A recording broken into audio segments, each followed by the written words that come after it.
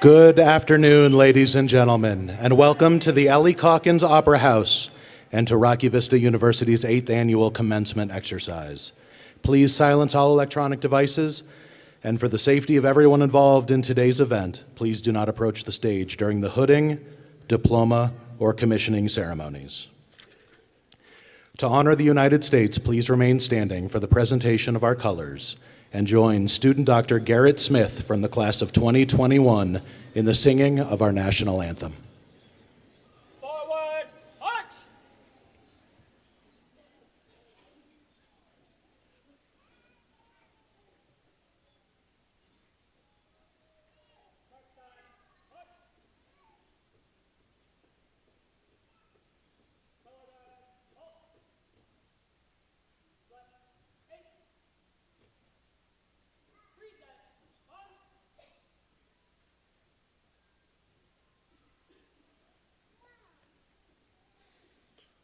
Oh, say, can you see by the dawn's early light what so proudly we hailed at the twilight's last gleaming, whose broad stripes and bright stars through the perilous flight o'er the ramparts we watched were so gallantly streaming, and the rocket's red glare, the bombs bursting in air, gave proof through the night that our flag was still there. Oh, say, does that star-spangled banner yet wave o'er the land of the free and the home of the brave?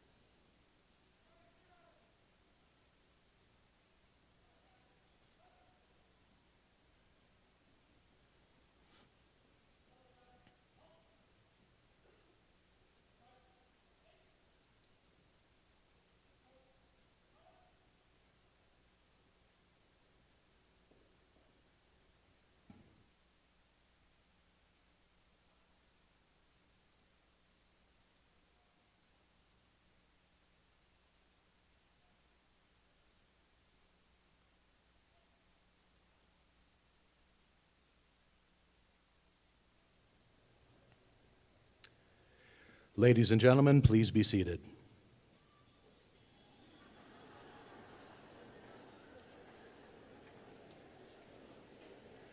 We welcome Ms. Patricia Webb, who will deliver the reflection on body, mind, and spirit.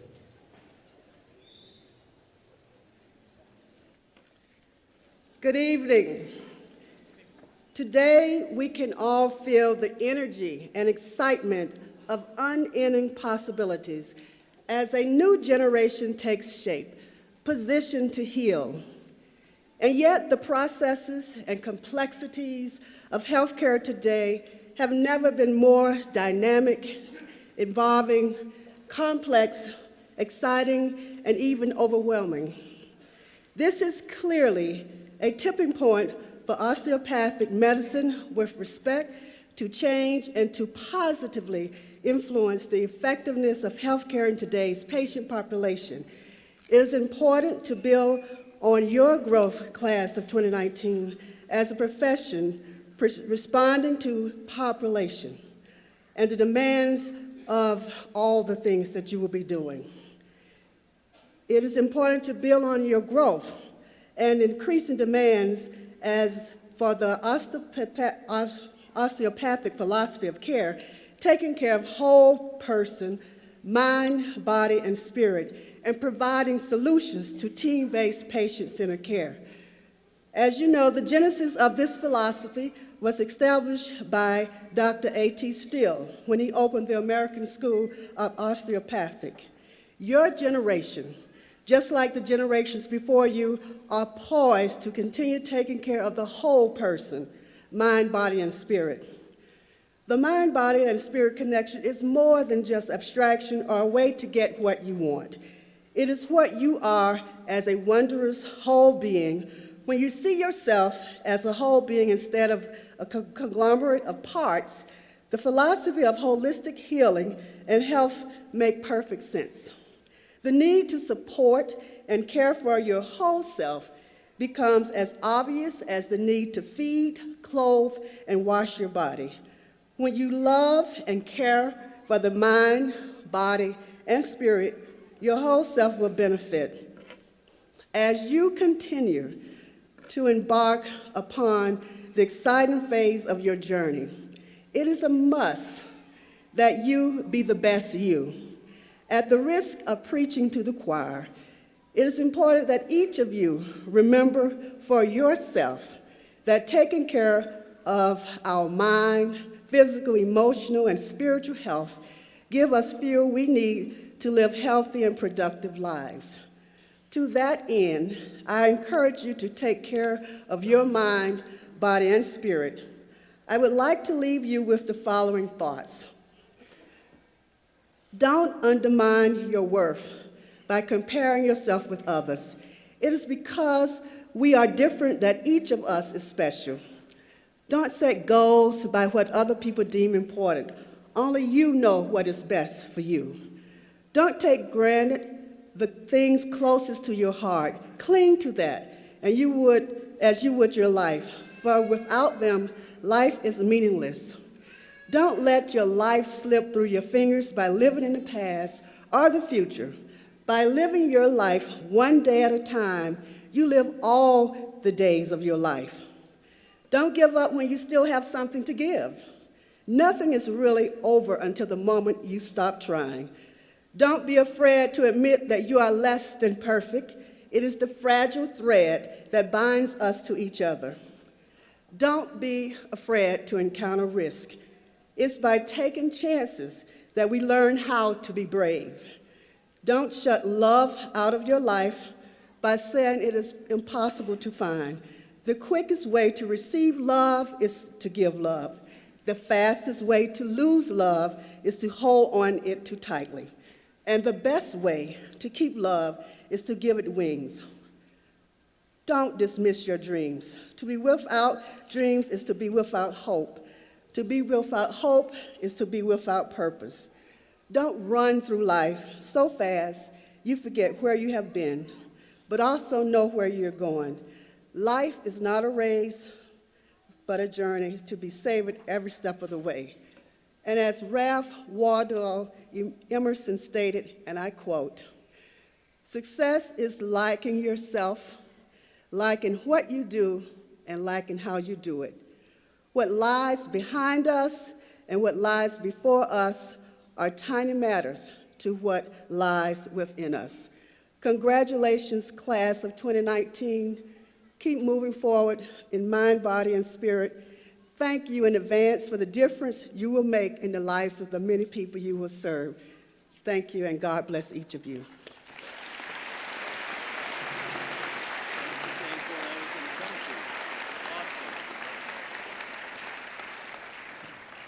Oh, thank you, Patricia. What lies behind us, what lies ahead of us is not as important. What lies within us, body, mind, and spirit. Thank you again. Awesome. Members of the Board of Trustees, distinguished faculty, graduates, family, and friends, welcome to this beautiful venue that we celebrate the wonderful students who have dedicated 4 years and 1 year to begin another journey to the future. So let's give them a round of applause again.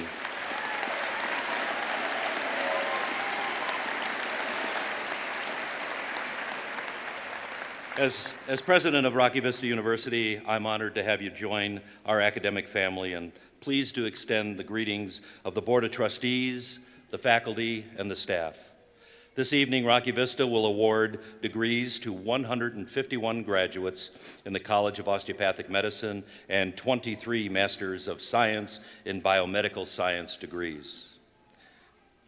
Graduates, as I said earlier, this is an exciting day for all of us. Not because we're getting rid of you, no, not at all. It's a day when you fulfill the promise that began with your acceptance to Rocky Vista and culminating today with the awarding of your professional degree. Graduates, I invite you to look at this vast audience here to celebrate what you have accomplished. Enjoy your day. So on behalf of the faculty and our community, we proudly call Rocky Vista University a university that in 13 years has achieved national recognition as providing innovative leadership consistent with our vision to achieve new heights in medical education. Both faculty and students have been praised for pedagogical research in curriculum development, in surgical simulation, humanities, and of course, our military scholar program. The faculty truly believes character and professionalism in a graduate are as important as academic rank. And since all of you matched, you know that's true. Our faculty want their students to not just be learned, but to be wise and decent, humane, generous, forgiving, and yet light of heart. And we truly saw a little bit of that yesterday, parents, at our special awards ceremony. The perfect gift this faculty gives to your students is the gift of their example. Will the faculty please rise and be recognized?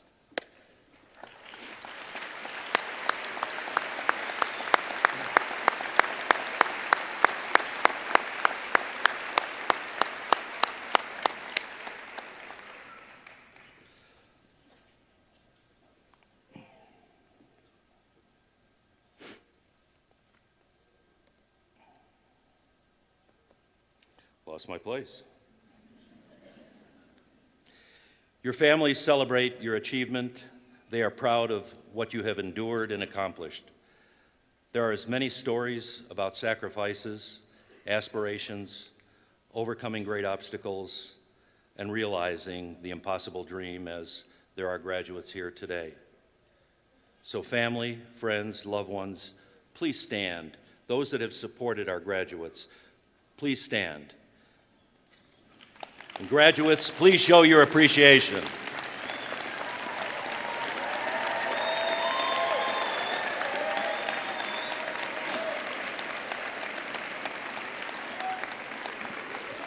They couldn't do it without you, and they can't continue without you.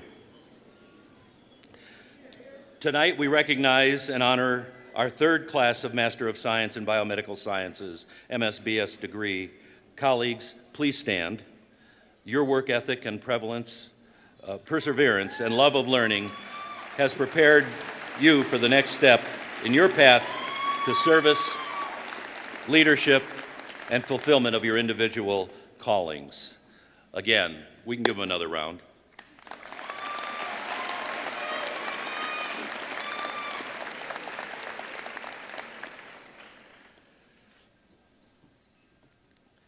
Com graduates, the class of 2019, please rise.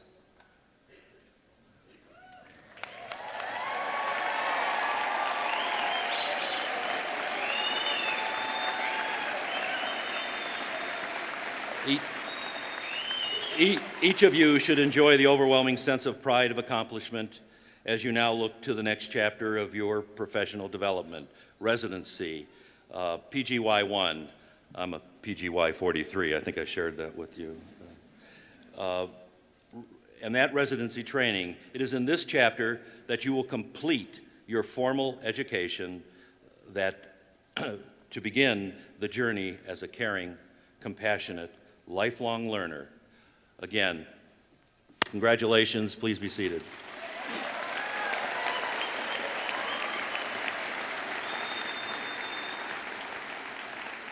I will share a part of the commencement exercise. The graduates will be individually announced, and one of the more moving aspects of the program will be the family hooding ceremonies for the College of Osteopathic Medicine and the faculty hooding for the MSBS graduates. And in the grand finale, we will commission our military medical scholars. At this time, I would like to introduce members of our platform. Please stand and be recognized as I call your name. We're very proud of the Board of Trustees, who has wisely governed the course of Rocky Vista University over the past 13 years and ensured that our mission has been preserved and strengthened to the position of preeminence that we enjoy today. Members of the Board of Trustees include Dr. Maha Salam, Chairman of the Board, Dr. Andrew Sussman, Ms. Dane Alonzo, Mr. Tate Garrett, and Dr. Robert Sokol. I would note that Dr. Sokol was awarded the Presidential Distinguished Service Award earlier today for his leadership in the academic world of women's health, substance abuse, being an emeritus dean at Wayne State University School of Medicine, and his invaluable service to our Board of Trustees. Thank you, Dr. Sokol.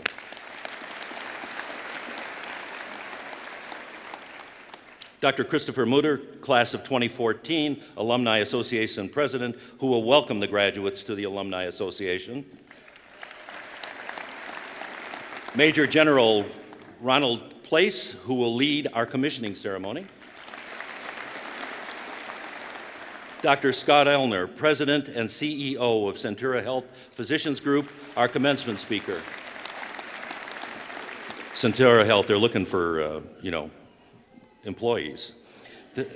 Dr. Tom Toll, Dean of the College of Osteopathic Medicine.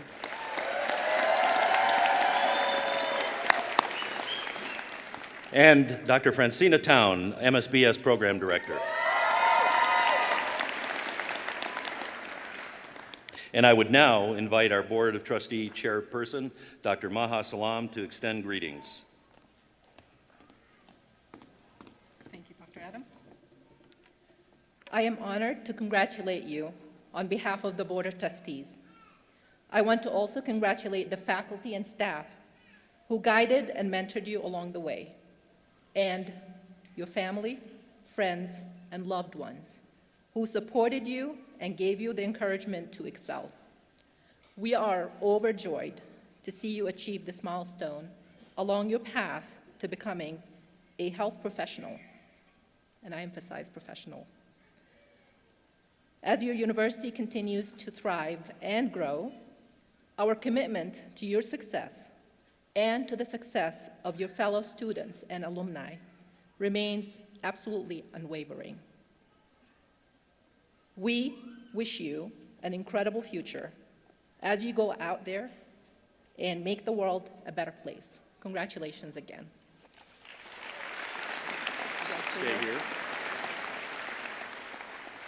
If I can invite Dr. Toll to the podium to join Dr. Salam and I as we introduce and welcome our commencement speaker, Dr. Scott Elner.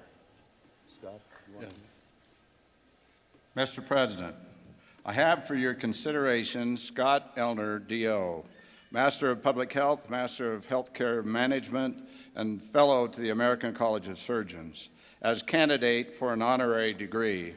Dr. Elner is worthy of this distinction as he serves as the Group President for Physician Alignment at Centura Health, providing leadership to Centura Physicians Group and a network of 3,600 physicians in Colorado and western Kansas. Prior to serving in this role, Dr. Elner served as CEO of Centura Health Physicians Group, supporting a multi-specialty group in providing whole patient care and building healthy communities. Dr. Elner distinguished himself as a surgical researcher and educator, particularly in the fields of patient safety and surgical quality improvement. He is a graduate of Western University College of Osteopathic Medicine, where he received his DO degree and trained in general surgery at UC San Diego. He served as an assistant professor of surgery at the University of Connecticut School of Medicine for 10 years and received a degree in the healthcare management from the T.H. Chan Harvard School of Public Health. Dr. Elner speaks nationally and internationally on surgical quality, value-based healthcare delivery, and physician leadership, and has several peer-reviewed publications and book chapters on these subjects. Finally, he is a recipient of the Roger Sankey Award from the American Association of Physician Leadership and founder of the Connecticut Surgical Quality Collaborative. President Adams, Madam Chair, on the recommendation of the faculty, I invite Dr. Elner to the platform to receive this honorary degree. Thank you, Dean. Thank you, Dean. By the authority vested in me by the Board of Trustees of Rocky Vista University, I hereby confer upon Scott Elner, D.O., the degree of Doctor of Science, honoris causa, and grant this diploma in recognition of his outstanding contributions to the university, the osteopathic profession, and medical education. Congratulations.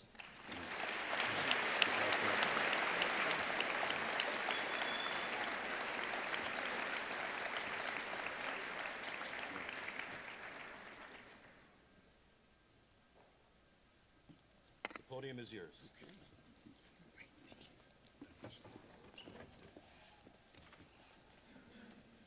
This is such an honor.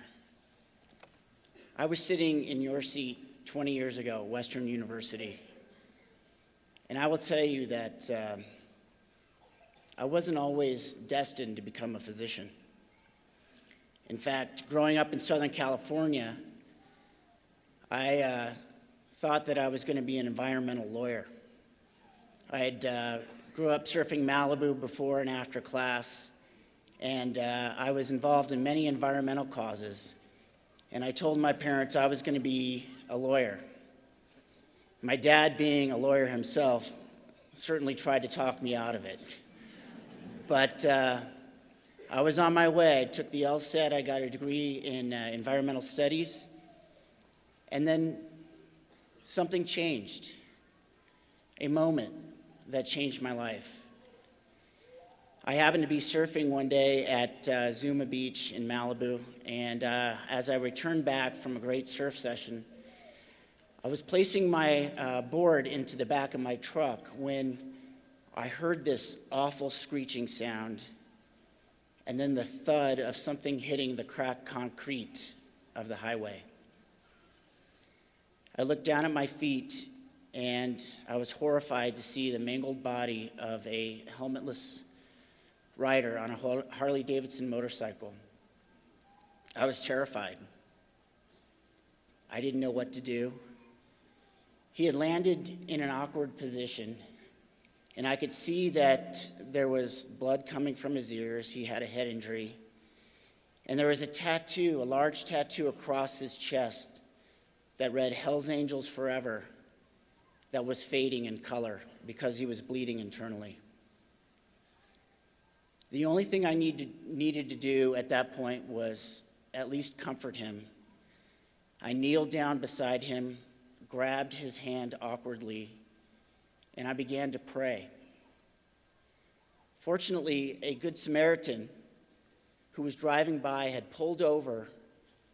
She ran out of her car, assessed his airway, and determined that he needed a breathing tube. She grabbed the tube from the lifeguard who was there on scene and was able to get him at least an emergency airway to stabilize him and save his life.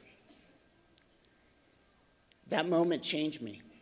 That changed my career path. That Good Samaritan, she was a trauma surgeon. And at that pivotal time in my life, I decided to change course. And 2 years later, I was at Western University of Health Sciences becoming a DO. And eventually I went on to myself become a trauma surgeon and love every single day of it. But enough about me. What about you, the RVU graduates? And what do you have to look forward to in the future? Before I do talk about the physician of the future, I'd like to revisit the past. In 1955, at the American Medical Association Atlantic City, New Jersey convention, Dr. Lowry H. McDaniel gave the chairman's address. He touted the great achievements of the early 1900s, stating, "Medicine has made more progress in the first half of the 20th century than in the previous 6,000 years. Diseases such as dysentery, infant cholera had effectively been treated," and he exclaimed, "How happy the young physician should be that those former failures are only a distant memory." He then made the following bold predictions that would happen in 1999. He claimed life expectancy would be 150 years. Not quite. All human disease will be wiped out by vaccines. Not yet. Cancer will be cured. Nope. The common cold eradicated. Nope. He did come up with a few predictions that actually came true. Electronic devices will assist the hearing impaired. Insulin and its derivatives will be given in tablet form to treat diabetes. And, well, this one I'm going to quote. He said, "Women will stay young, beautiful, and shapely indefinitely." Well, okay, so generally humans overall are poor predictors of the future. We have inherent biases that are deeply rooted within, and Dr. McDaniel had seen radical changes in the advances of the field of infectious disease, and that's how he drew his conclusions based on that information. I will spare myself the embarrassment of inaccurately guessing the life expectancy of the population 50 years from now, or which disease will be eradicated. The only thing I know for certain about the future is that there will continue to be uncertainty. Just as Dr. McDaniel stood in awe of the progress at the beginning of the 20th century, I feel the same about the progress we have made in the 21st. The rapid pace of change is unprecedented and has led to some serious challenges that we are now seeing in healthcare. Our healthcare system does have its flaws, and it does dramatically impact the physicians of today. 1 in 3 physicians are putting in 20 hours a week in administrative tasks. Nearly 1 in 2 physicians over the age of 55 have been hit with a lawsuit. And if you're a general surgeon like me, you use your malpractice insurance about as much as you use your car insurance. Patients are spending more on healthcare premiums and higher deductibles, forcing physicians to play the role of clinical advisor and financial advisor. And even here in Colorado, we are seeing legislative changes. Although the single-payer health bill was recently defeated in the legislature, there will be modifications which may impact and garner its passage in the future. I could go on and on. The problems, they have manifested themselves in our physician as something called burnout. And to be honest, I'm not really a big fan of burnout.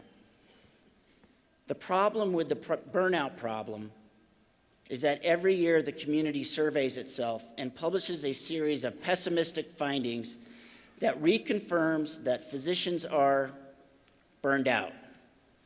They slice and dice the data a million ways to show who is the most burned out. And then the health systems, they'll form committees and they'll make suggestions. The administrators will try and do things that they have really no recourse of changing due to compliance, legal reasons, or financial reasons.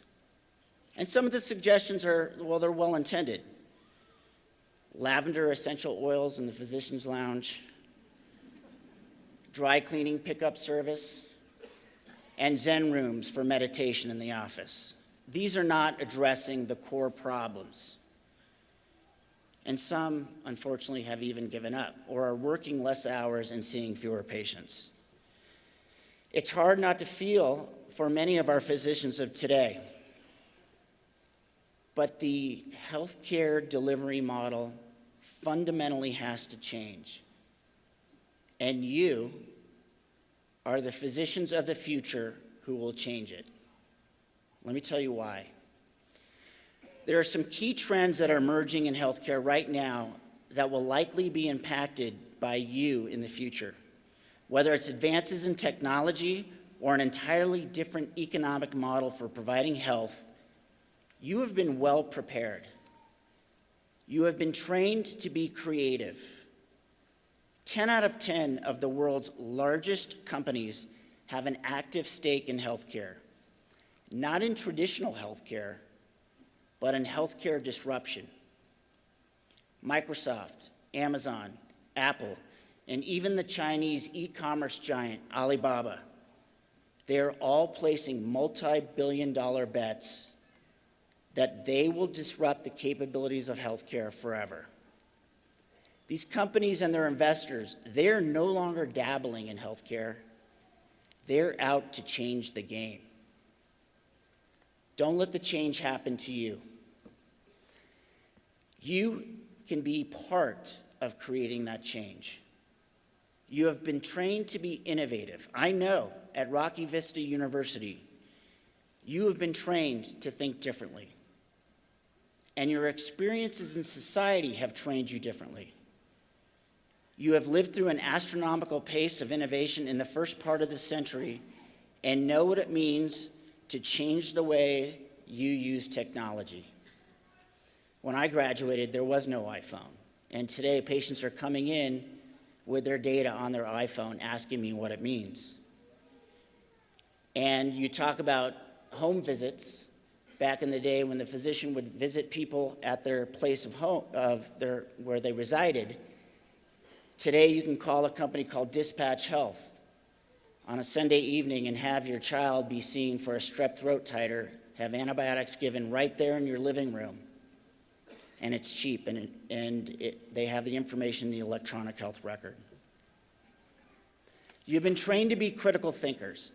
Artificial intelligence will change the way you interact with information. I won't pretend to know exactly which technologies will make their way to center stage, but their continued improvement in the methods of information will help to patients gather what's needed and help to integrate the information from the electronic health record, quality registries, smart devices and wearables, prescription preferences, lifestyle choices, machine learning algorithms that will predict your health, and then genomic data. The other day, a friend of mine, he busted out his 23andMe results that he got for Christmas. So we're standing there at the ugly sweater party over eggnog, and he shows me the results. And he says, "What does this mean?" And I read the bottom paragraph. He had a 3% chance of having 5% DNA related to the Neanderthal trait. What do you do with that? I mean, he's definitely pretty hairy, and he's got a prominent brow. But really, what do you do with that? And so these are the types of healthcare disruptive capabilities that will impact you, and your patients will be asking you. Your critical thinking skills that you have been taught in medical education will serve you well. The healthy skepticism that you have been taught will help you decipher between the signal and the noise. And I am thrilled at the prospect of a personal healthcare appointment with a physician of the future who knows and understands a multifaceted version of me as a patient, rather than just what appears in the electronic health record. You have been trained to be collaborative. You will be impacted by the changing healthcare workforce. There's a physician shortage, and it continues to grow. Over the next 10 years, physician assistants are forecasted to grow at triple the rate of physicians. And even with that continued rapid growth of our PA colleagues, conservative estimates show that there will be a physician shortage of around 47,000 by the year 2032. The physician of the future will be working alongside PAs, nurse practitioners, medical geneticists, and others in a team-based approach toward patient care. And you are well prepared to be a collaborative leader for that team. You have been trained to communicate. I have said very little about your relationship with the patients so far, but they are why you are here today. Just as the physician of the future will be different from the physician of today, the patient of the future will also evolve. Patients are already using online symptom checkers with an accuracy of only 34%. That means 2 out of 3 of the diagnoses are incorrect. But these tools will improve, and they will continue to seek information from the method that is the easiest. Imagine a day when your patient's app just analyzes their physiological profile and prompts them to answer a few questions. The app then schedules an appointment with you about their potential diagnoses with their medical history, their genetic profile, and social determinants. Patients will not only be seeking you for your knowledge, but your ability to communicate all these multifaceted information that will allow them for you to be able to treat them in a compassionate manner. So, back to the angel on a Harley. The day I decided to become a physician, I did not know about physician burnout. I did not know about the CMS regulations, billing practices, malpractice insurance, or the rising healthcare spend. None of that mattered. I was an idealist. I knew what it meant to be a physician healer. I saw it with my own eyes that day on Pacific Coast Highway. The trauma surgeon who saved a life because that was her calling. That was her passion. Don't forget about your idealism and why you went into medicine and why you are here. Residency will be hard. There were probably 3 or 4 times where I thought, nah, this isn't for me. The time when, don't let my wife hear this, my ex-girlfriend broke up with me because I wasn't available to go out on Cinco de Mayo. The time when all my friends were making money in the .com era. But remember, you are well prepared. Rocky Vista has provided you with excellent training, and I'm excited to work with you in the future. Congratulations to all of you, the graduates of 2019, to your families, and those who have provided you support all along the way. Well done.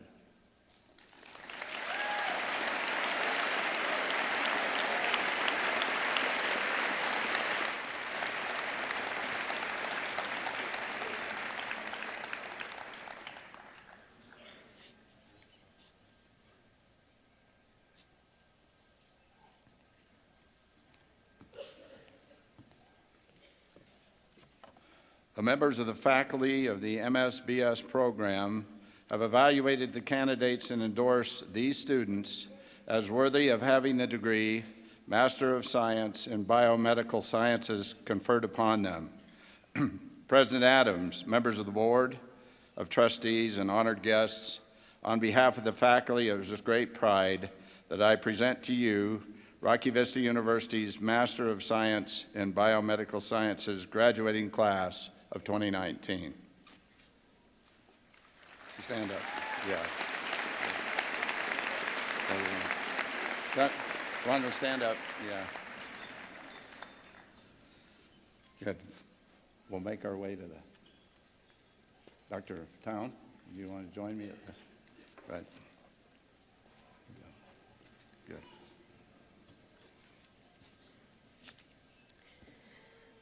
I'm going to address the graduates of the master's program. But first, I'm going to address the students' families and loved ones, their friends and significant others, and those of you who are not connected to them at all. I want to tell you a little bit about the students in this MSBS graduating class. This is the third graduating class of our program, and as you know, when you get 3 data points, you can start to draw conclusions. This class has more graduates going to the College of Osteopathic Medicine than any before. This class has more graduates going to physician assistant programs than any before. This class has more graduates going to allopathic schools than any before. While these statements provide quantitative information about this cohort of students, it doesn't tell you qualitatively the nature of just how deep and amazing these students are. This class has a remarkable sense of togetherness that permeates everything about them.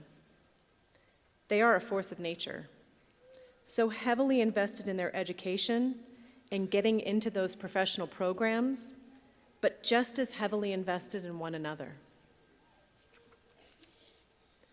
This class explored the science and asked probing questions that displayed such a depth of knowledge, a desire to learn, and innate curiosity that their faculty remarked on it throughout the year and over multiple courses. This class, they challenged themselves to be judicious without being judgmental and skeptical without being cynical. They learned to apply the most important and most elusive of clinical attributes: critical thinking and clinical reasoning. In this class, they have built on the traditions of the classes before them, reinforced this program's legacy with their excellence, and honestly, set a new bar for their successors. And now to the graduating master's class of 2019. Graduation speeches are always part reflection and part aspiration. Let me remind you of your experience this year and venture to inspire your next step. You have together woven an intricate, unique, and unforgettable story at RVU, a story that is rich and deep and meaningful for you, and for all of us here on this stage who have taught you, discussed books and journals with you, counseled you, mentored you, and learned with you. But this story is not finished. This is only the beginning. These next chapters will be written in medical schools and PA schools across the country, in classrooms and labs and clinics around the world. It will be written by you, a truly phenomenal group of students who have worked hard and learned much from books, professors, from each other, and from yourselves. You came to this program as a group of individuals, each with your own values. You spent the year together, and now you emerge with heightened character, new friends, and a master's degree, ready to make your mark on the world. You witnessed the growth of your academic credentials and the growth of your humanity. You established yourselves as worthy successors to the graduates who came before you and daunting exemplars to those who follow. You have displayed admirable resiliency and true grit this year. The road you are on has not been easy and will continue to have bumps and ruts. But easy travels are lousy teachers. And you have expertise to gain and growth to embark upon, because we need you to build upon this program's legacy even as you create your own. Most importantly, we need you to become physicians and physician assistants and healthcare practitioners and clinical caregivers of the highest caliber. Now it's up to you. MSBS class of 2019, make us and your families, and mostly yourselves, proud.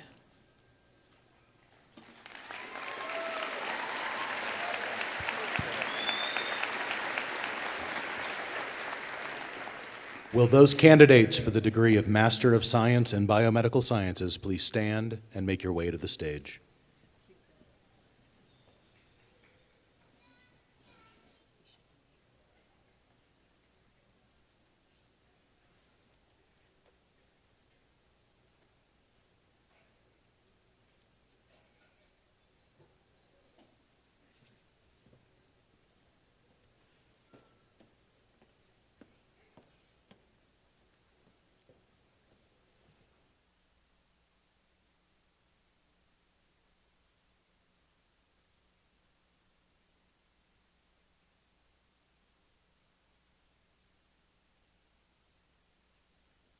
Anna Bielitz.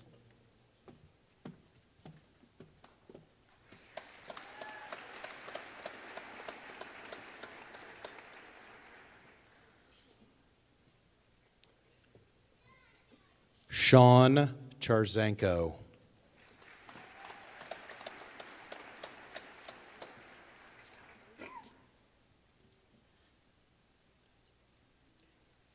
Christian Clodfelter.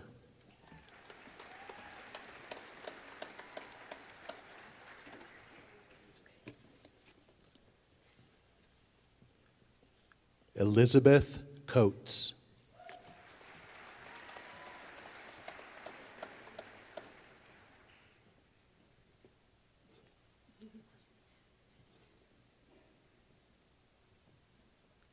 Spencer Cooper.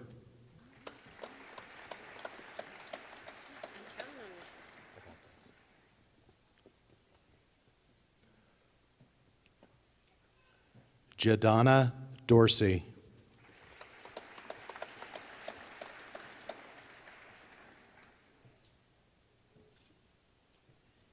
Christy Lynn Grenz.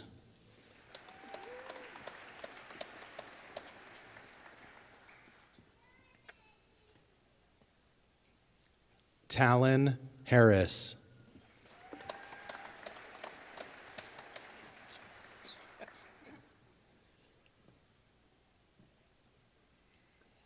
Julio Andre Hernandez.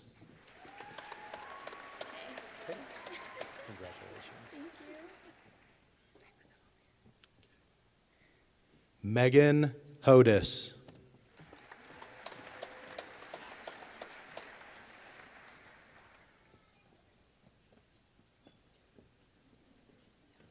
Yasser Izhar.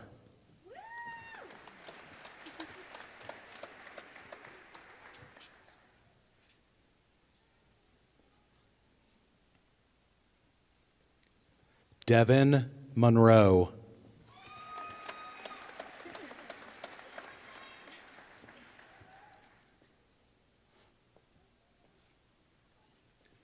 Anya Odabasic.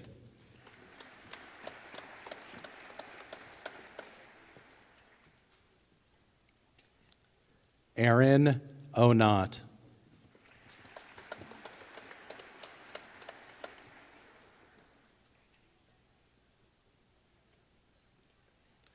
Adriana Perez.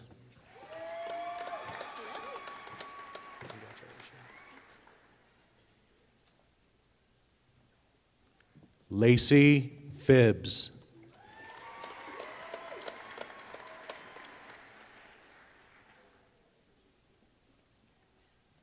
Corinne Ricci.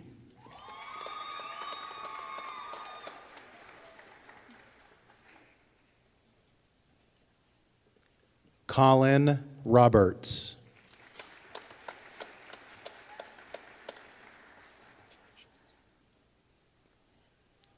Jack Strickland.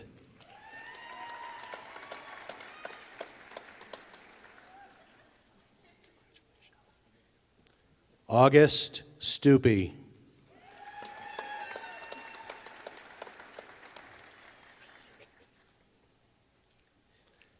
Desiree Vance.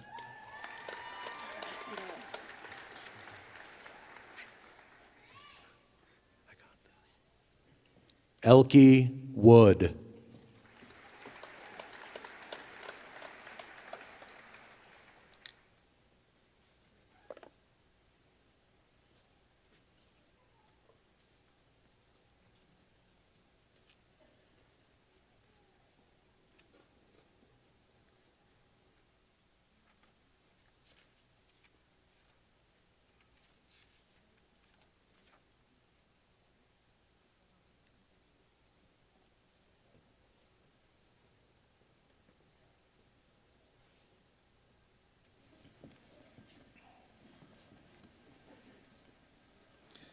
Graduates, would you please stand? MSBS. Graduates, by the authority vested in me by the Board of Trustees, I hereby confer upon you your degree as you individually presented yourself with all the rights, honors, and privileges appertaining thereto. You are hereby recognized as graduates and alumni of Rocky Vista University. Ladies and gentlemen, I give you the Master of Science in Biomedical Science graduates of 2019.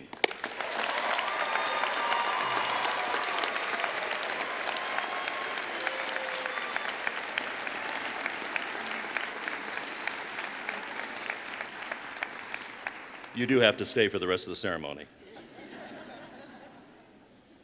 It is often said that the faculty is a medical school's most valuable commodity. They are the basis of the school's success and the future success of its graduates. It is not the curriculum, quizzes, policies, or preparation that create excellent physicians. It is the faculty. The Presidential Award of Excellence was established to honor and recognize the faculty member who consistently demonstrate excellence in the scholarly activity of teaching, service, and research. While the award is bestowed by the university president, but annually one recipient is chosen by the faculty.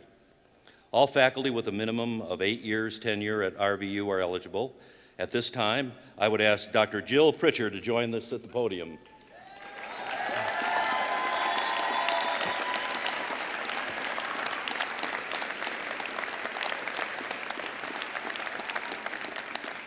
Jill Pritchard, DO, grew up in Loveland, Colorado, and attended Colorado State University. She is a graduate of Western University of Health Sciences. This is a Western University night. I was dean there for about 10 years, so I'm enjoying this. College of Osteopathic Medicine, and completed a family medicine residency. Dr. Pitcher has earned 3 board certifications: osteopathic family medicine, holistic medicine, and correctional medicine. She uses that on me occasionally. She joined Rocky Vista University in 2011 as an assistant professor of primary care and currently holds the rank of associate professor. She is also a fellow of the American College of Osteopathic Family Physicians, where she was recognized as the 2019 Outstanding Female Leader.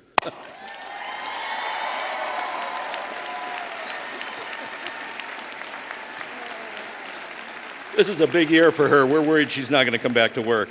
She has served as chair of the RVUCOM Faculty Council. She serves on national, state, and local professional organizations and is currently the president of the Colorado chapter of the American College of Osteopathic Family Physicians. Students praise her leadership at health fairs, the Shelter for Battered Women, travels to Kenya, Peru, Nepal with the Global Medicine track. Dr. Pitcher is an excellent role model for RVUCOM students, displaying the RVU values of integrity, excellence, compassion, collegiality, innovation, and service to the profession. Thank you, Dr. Pitcher.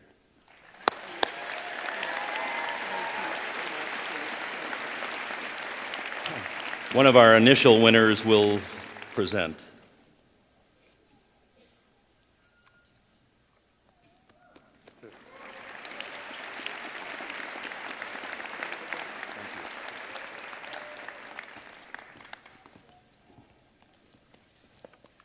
The members of the faculty of the College of Osteopathic Medicine have evaluated the candidates and endorse all these students as worthy of having the degree Doctor of Osteopathic Medicine conferred upon them.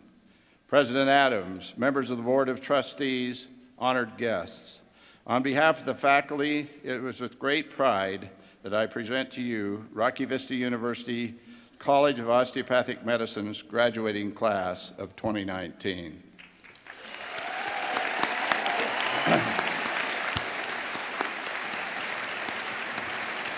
Good. Stand up.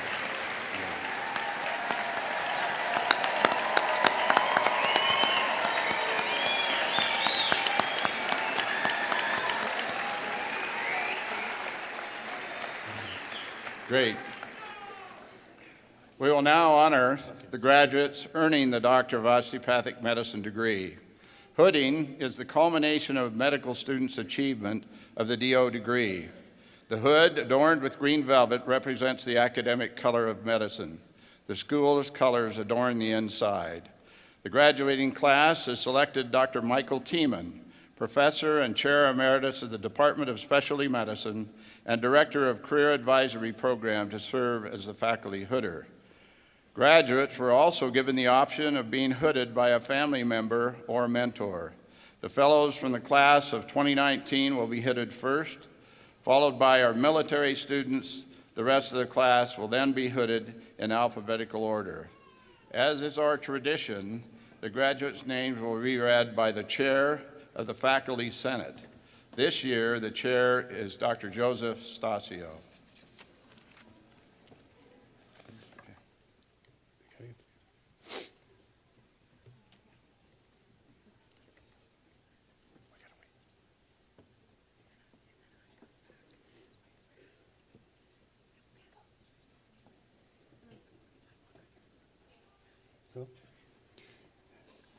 Dr. Paulina Altschuler.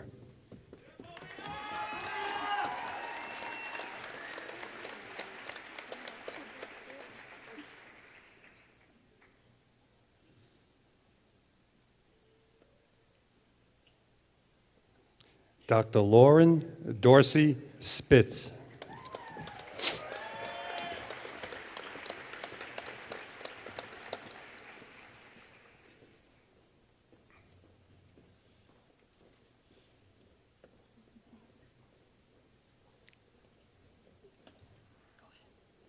Dr. Heather Eschbach.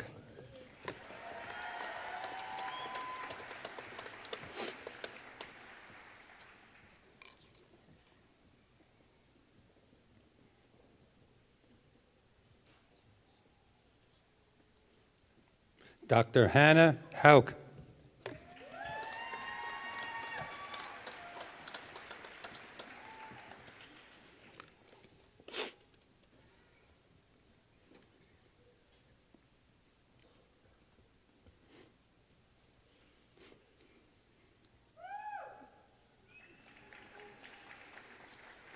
Dr. Ryan Masterson.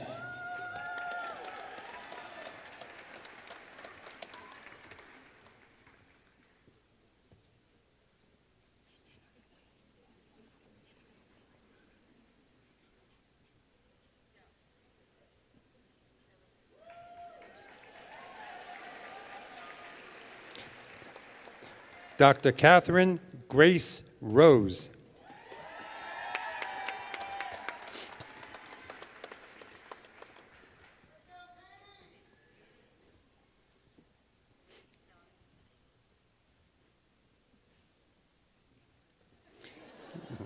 Dr. Emily Tomasino.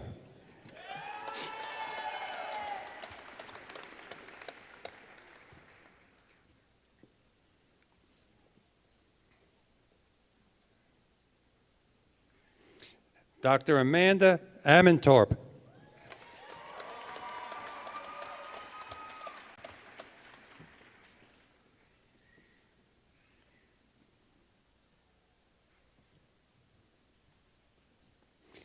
Dr. Danielle Beltz.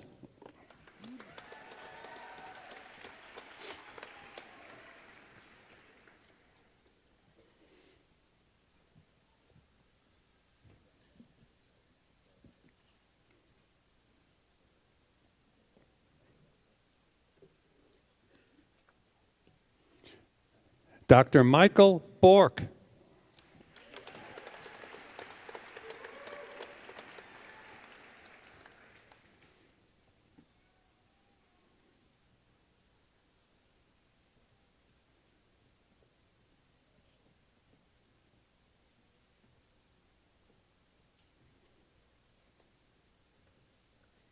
Dr. Gavin Cardwell.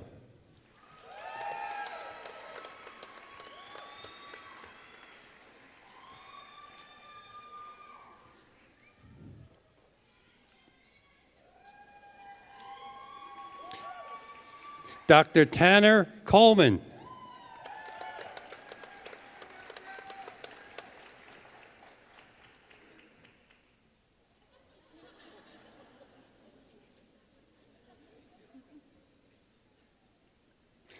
Dr. Taylor Duncan.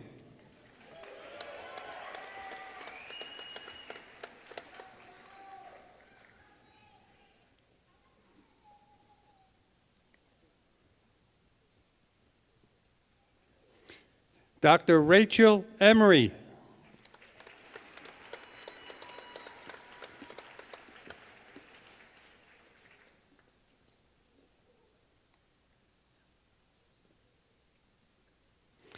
Dr. Loyal Farley.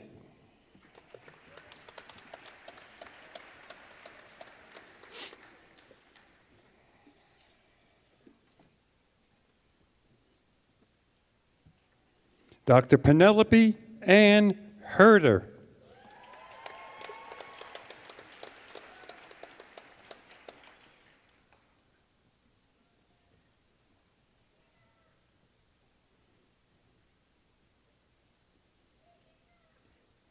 Dr. Devin Homestead.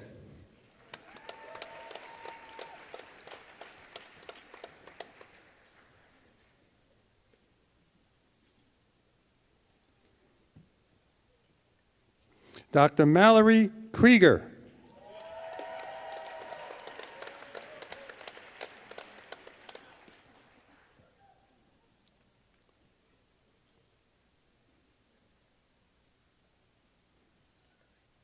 Dr. Michelle Liu.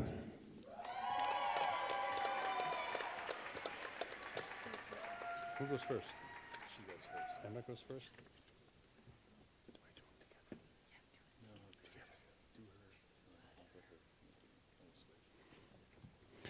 Dr. Emma Pritchard.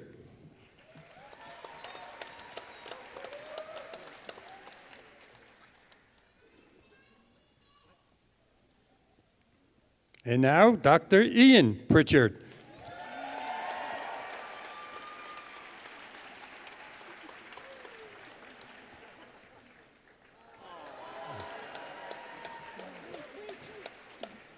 Dr. Renato Rapata.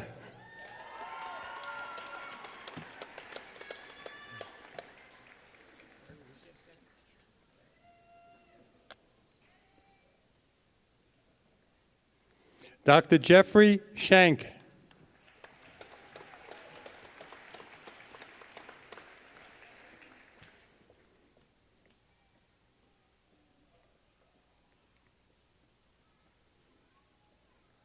Dr. Zachary Wagner.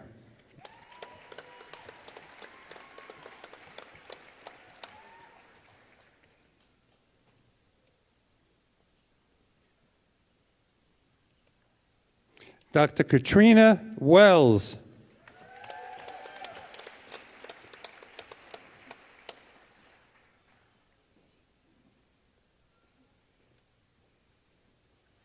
Dr. Gray Wolfley.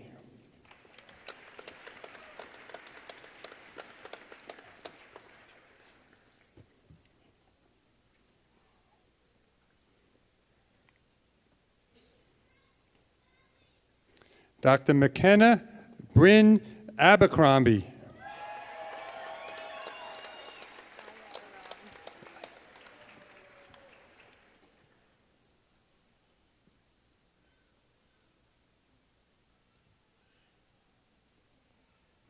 Dr. Aya Aram.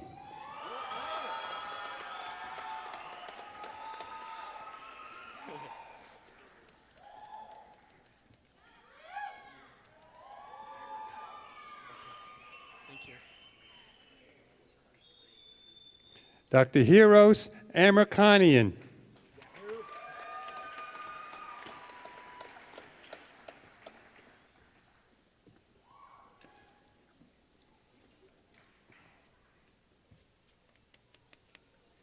Dr. Charles Anderson.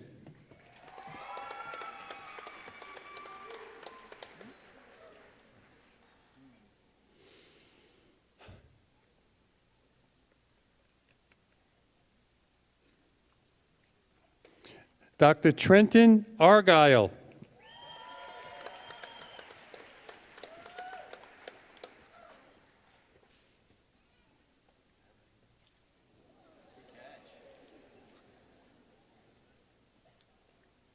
Dr. Taylor Argyle.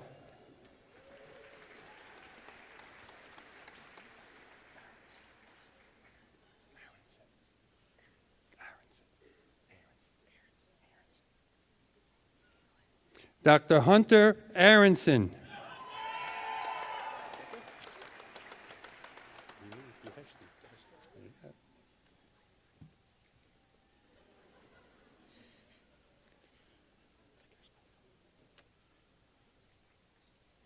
Dr. Nima Beheshti.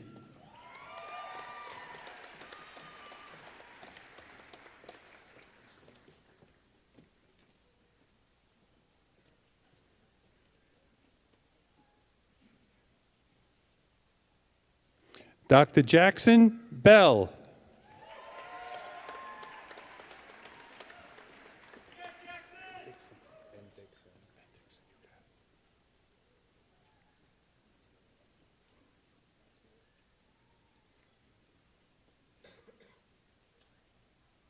Dr. Eric Ben-Dixon.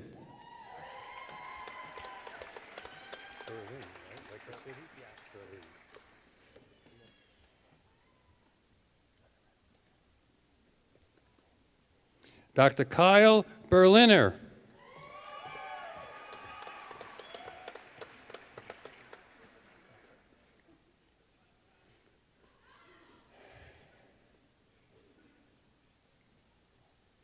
Dr. Daniel Burnett.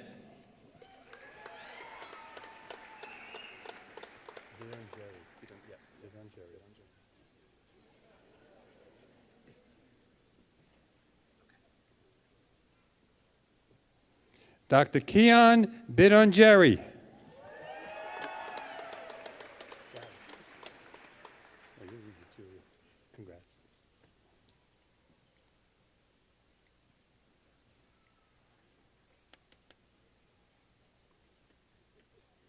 Dr. Julia Bishop.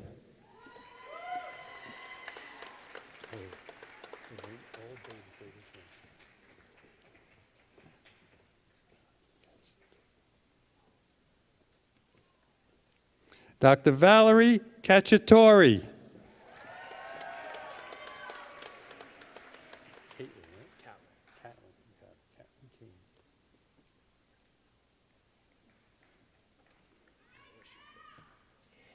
Dr. James Catlin Keynes.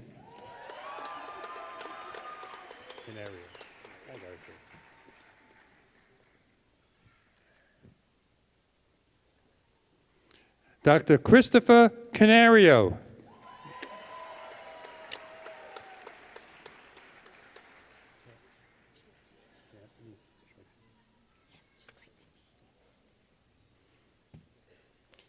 Dr. Cody Champney.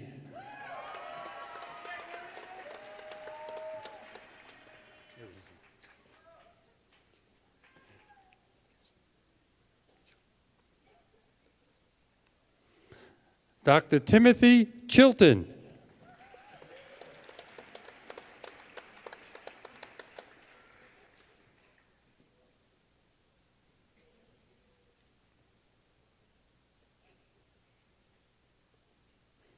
Dr. Michelle Chu.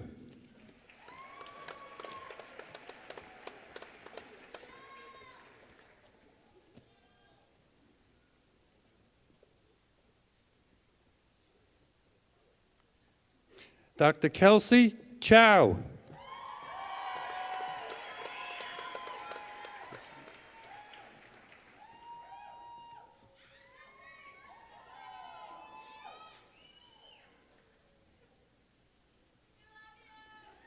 Dr. Claire Clifton.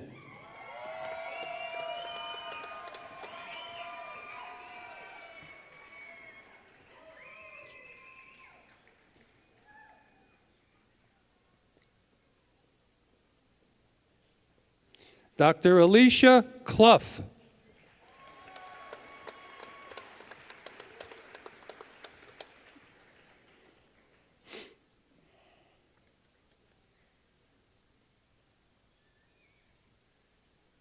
Dr. Justin Coles.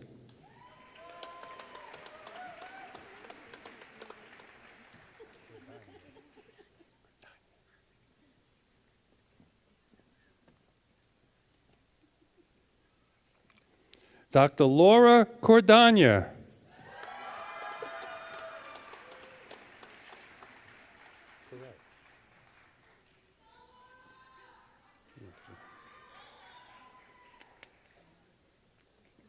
Dr. Tate Correll.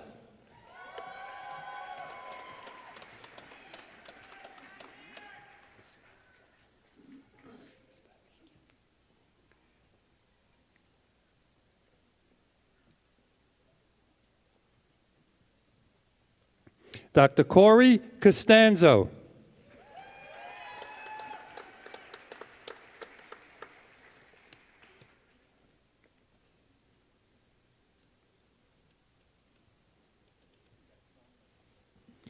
Dr. Erin Donovan.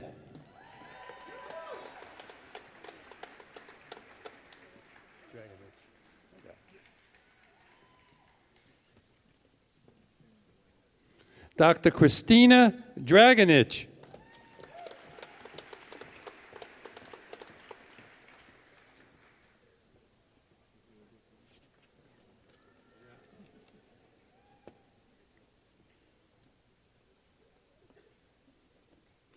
Dr. Lucas Elms.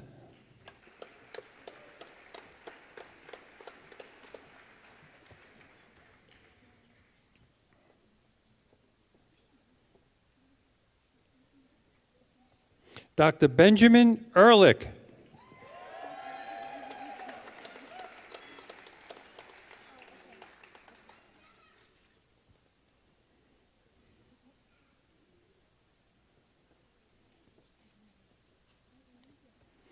Dr. Daniel Ernest.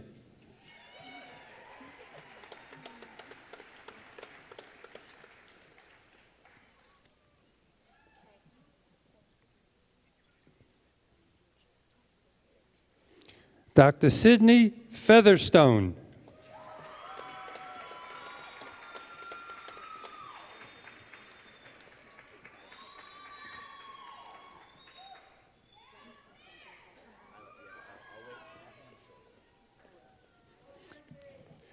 Dr. Riley Fair.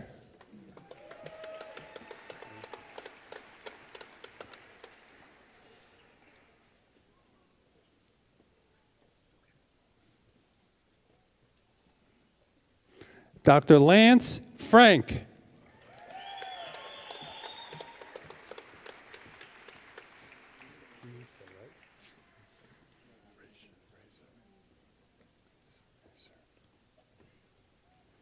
Dr. Nisa Fraser.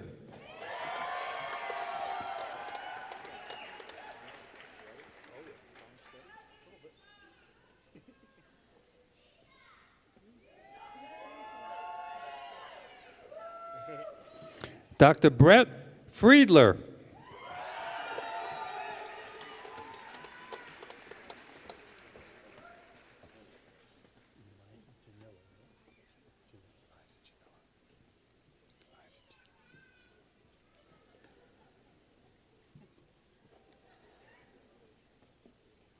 Dr. Eliza Janillo.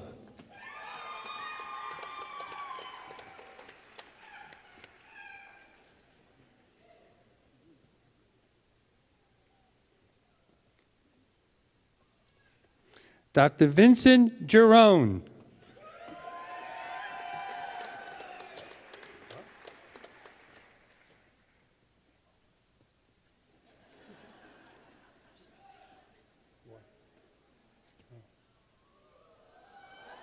Oh, my.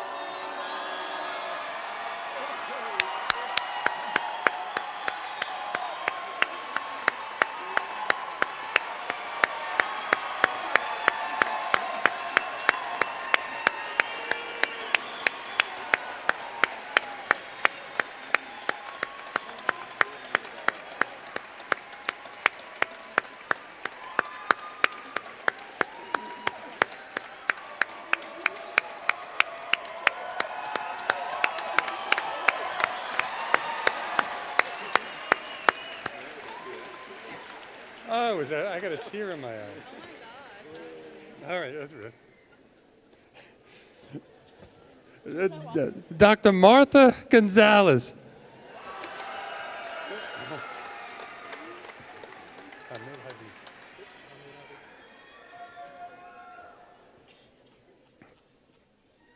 Dr. Hamid Hadi.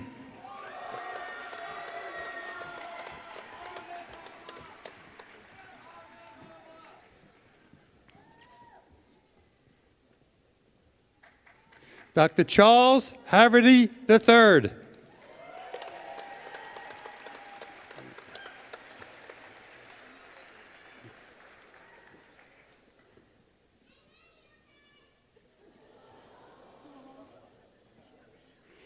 Dr. Haley Hellstern. Are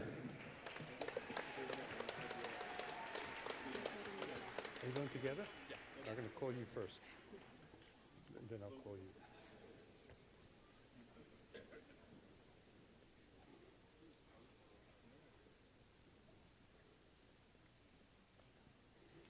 Dr. Emily Hemler.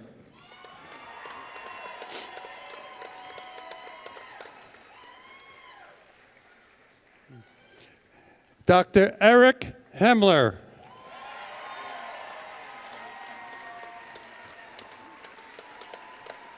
Dr. Samuel Holly.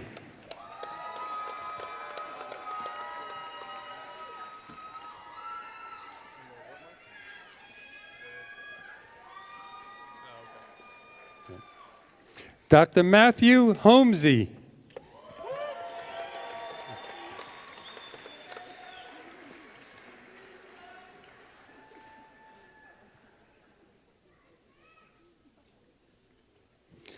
Dr. Colleen Hurd.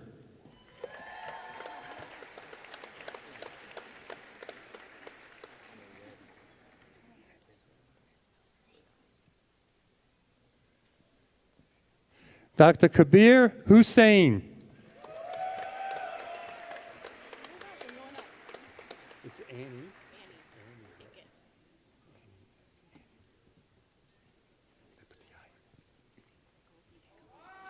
Dr. Annie Ickes.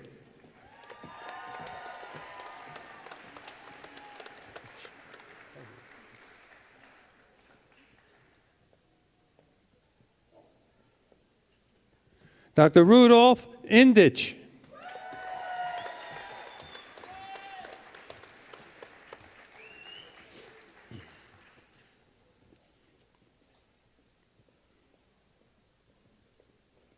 Dr. Brooke Johnson.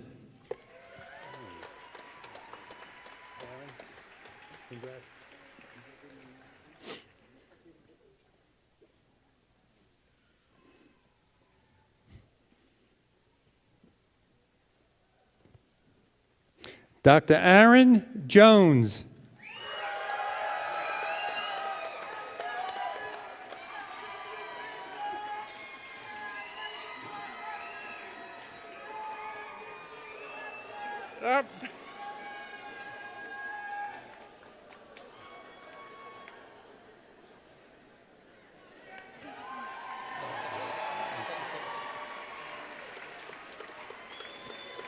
Dr. Travis Jones.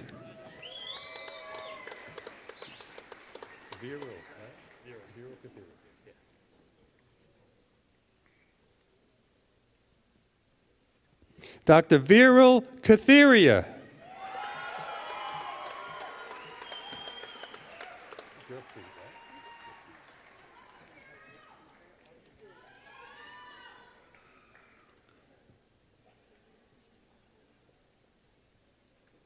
Dr. Gurpreet Kaur.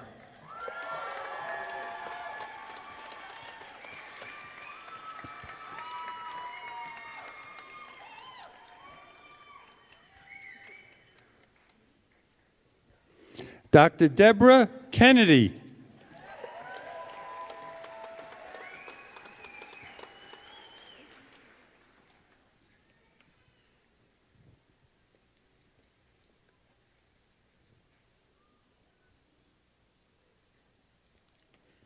Dr. Elisa Kim.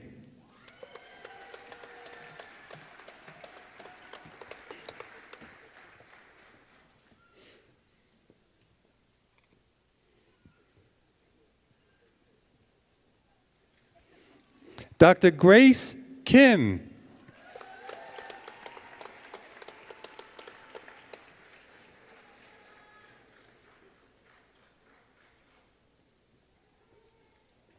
Dr. Mark Lautinen.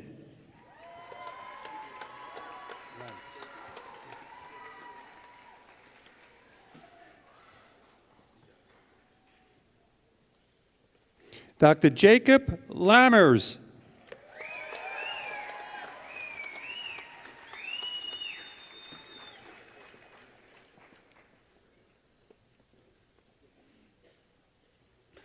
Dr. Esther Lehman.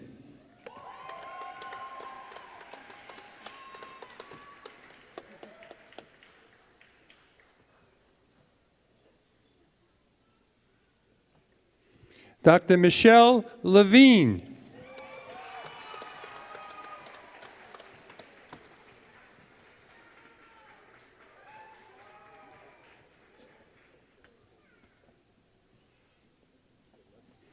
Dr. Megan Lieb. What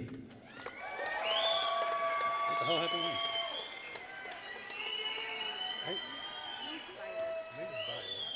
Like German?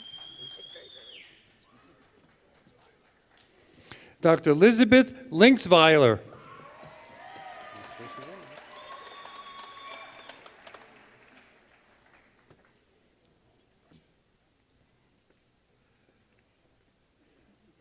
Dr. Rebecca Mahoney Moss.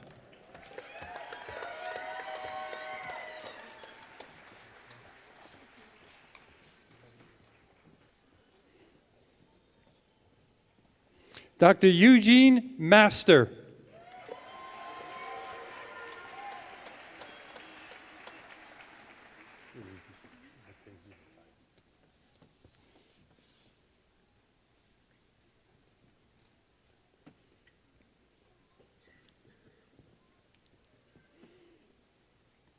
Dr. Mackenzie Matthias.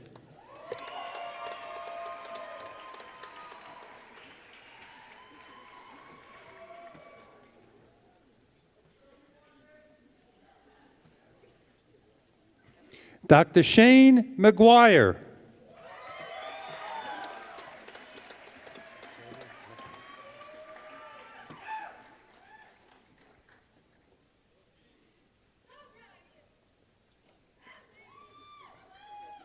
Dr. Shelby Mesnick.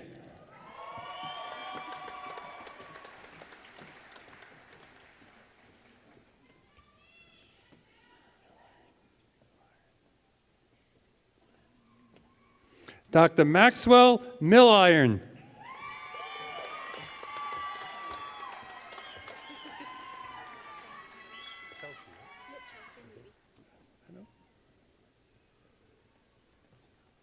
Dr. Chelsea Moody.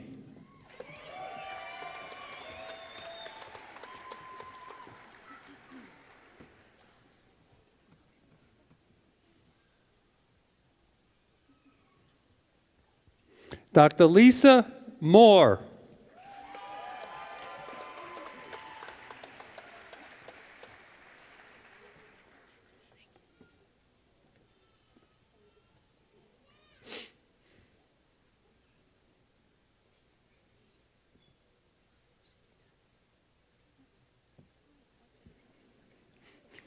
Dr. Monica Morales.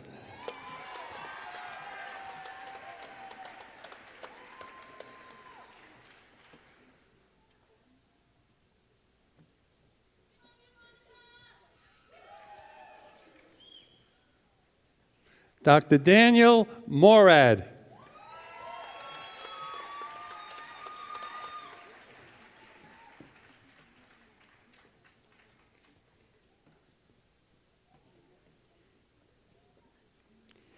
Dr. James Moeller.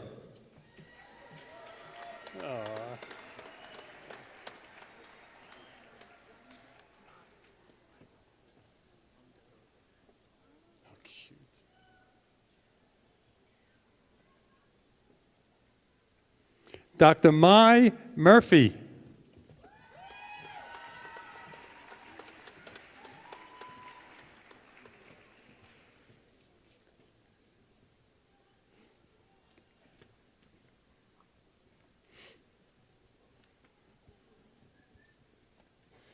Dr. Kevin Wynn.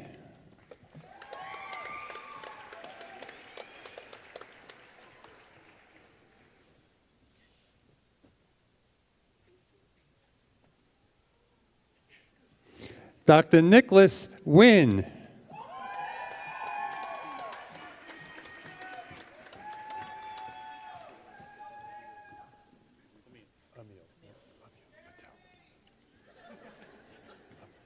Dr. Emil Patel.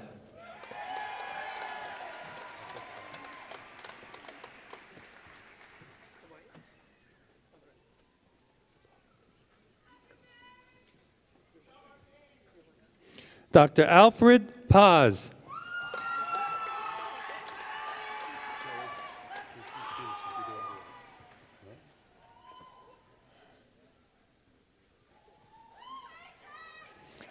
Dr. Casey Peterson.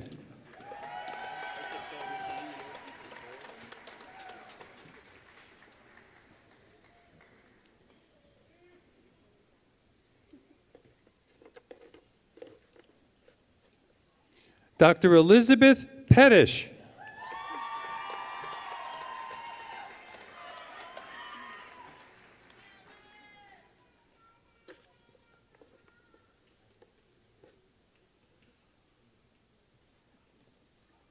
Dr. Kyle Phipps.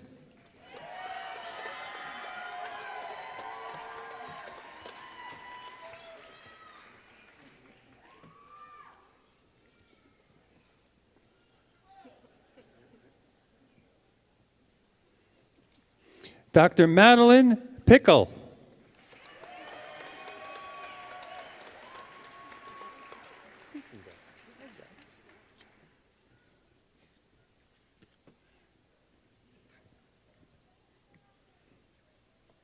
He's stuck.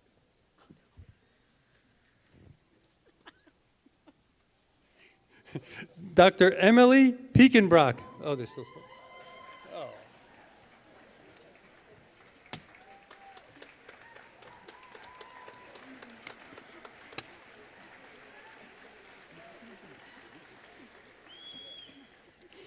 Dr. Michael Plump.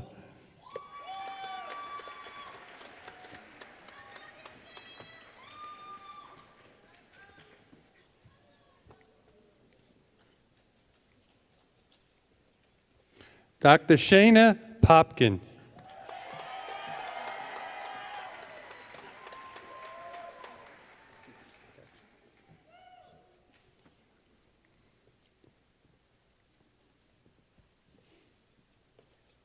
Dr. Josue Portillo.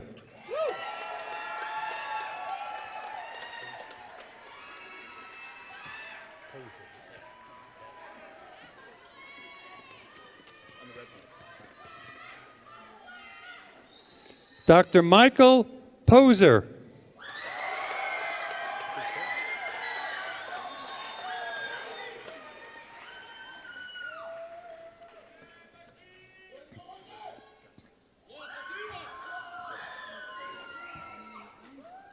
Dr. Stephen Potter.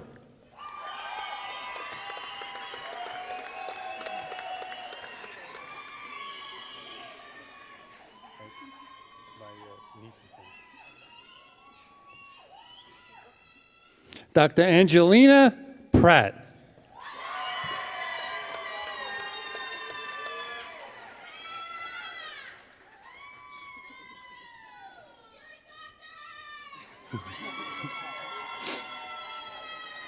Dr. Robert Pryor.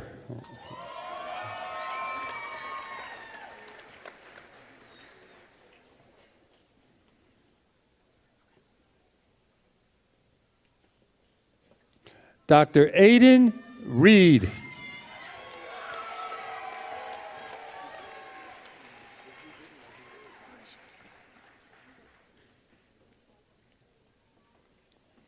Dr. Taylor Reiser.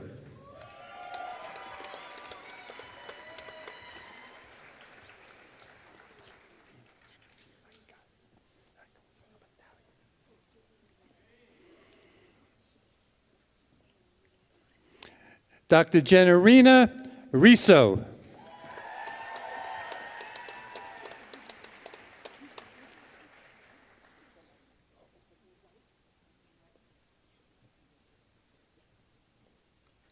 Dr. Tiffany Robach.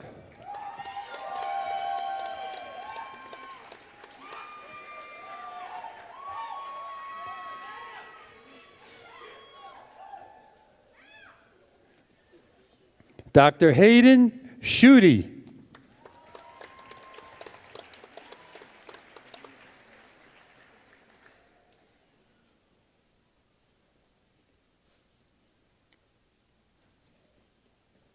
Dr. Alexandra Scholes.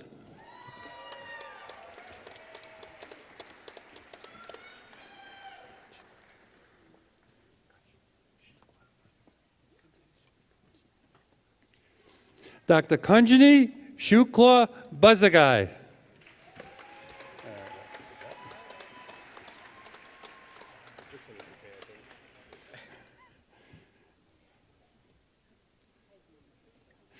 Dr. Nicholas Sloan.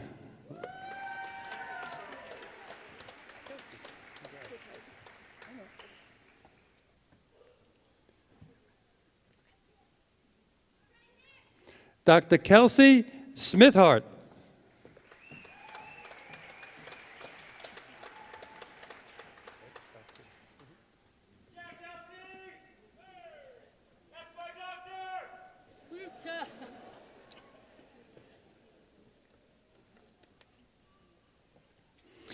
Dr. Chauncey Cypis IV.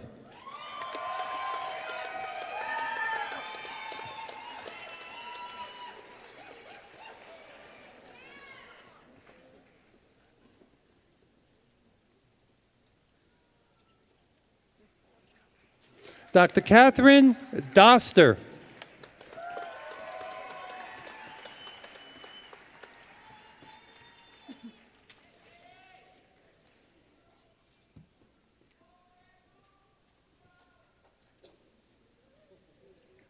Dr. Brandon Teska.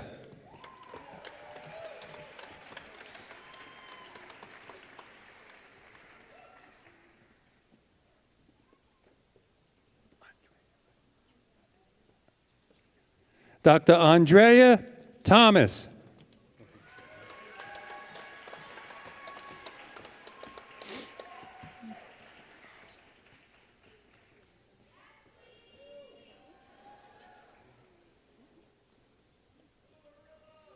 Dr. Chelsea Thompson.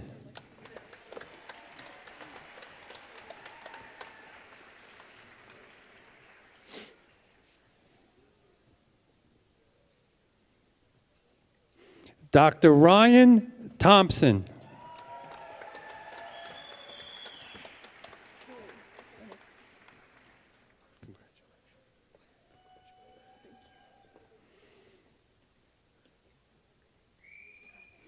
Dr. Abigail Tilley.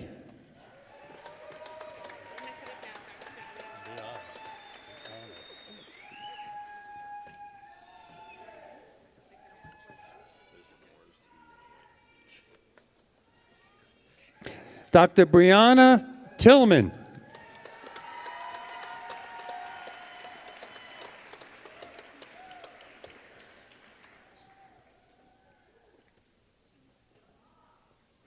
Dr. Tyson Torgerson.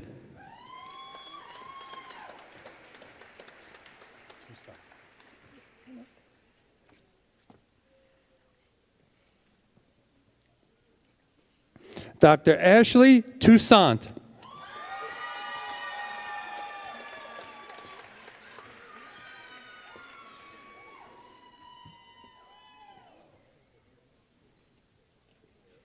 Dr. Michael Tran.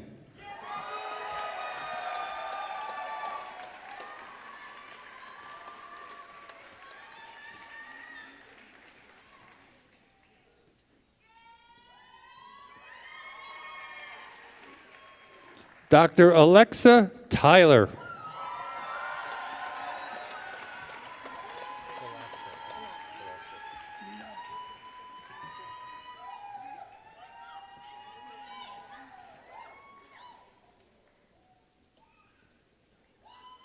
Dr. Christina Velasco.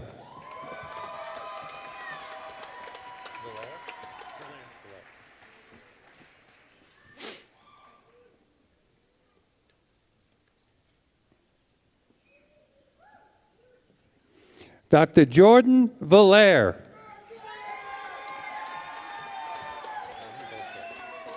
Volshau. Ital.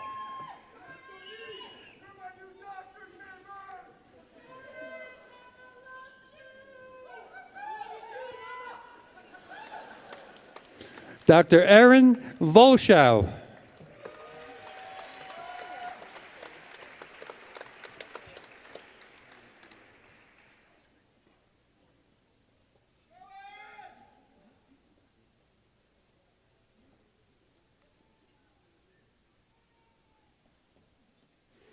Dr. Jeffrey Walbridge.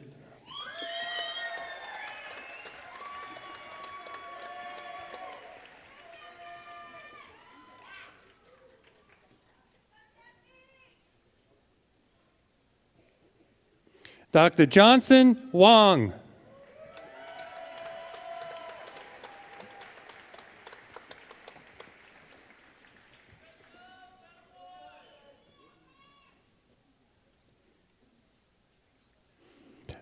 Dr. Ashley Woodworth.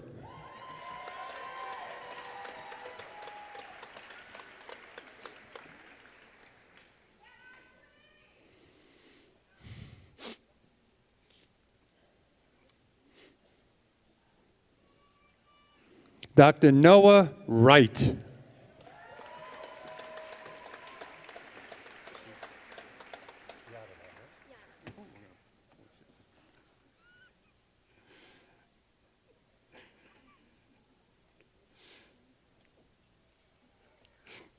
Dr. Shivi Yadava.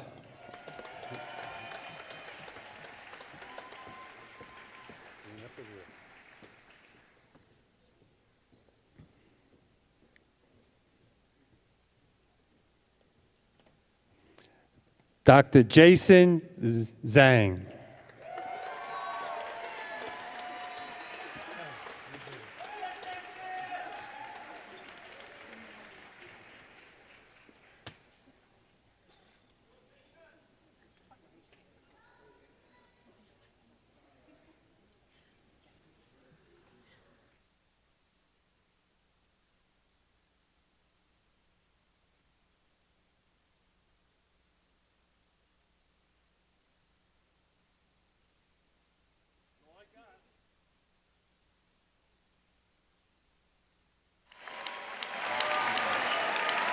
I'll grab this back.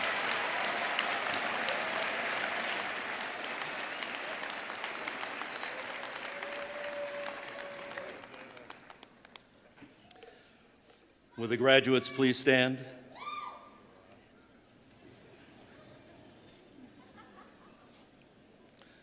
Now it's going to be official.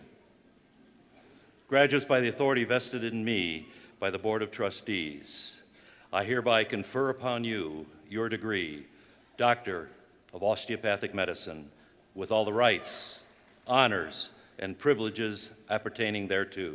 You are hereby recognized as graduates and alumni of Rocky Vista University. Ladies and gentlemen, I give you the graduates of the class of 2019.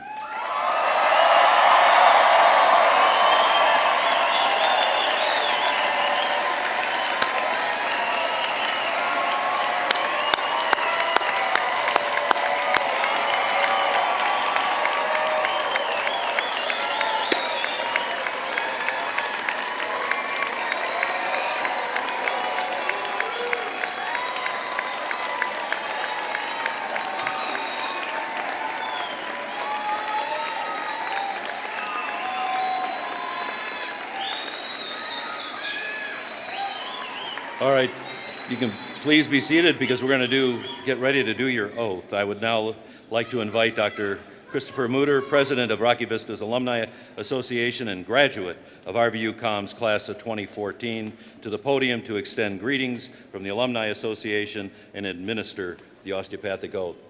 Thank you for being here. Well, congratulations. Big night. On behalf of the Alumni Association, I'd like to congratulate the 8th class to the Alumni Association for the osteopaths and the 3rd class for the MSBS. I had a couple things that I wanted to share with you guys before we go over the osteopathic oath. Some things that kind of help.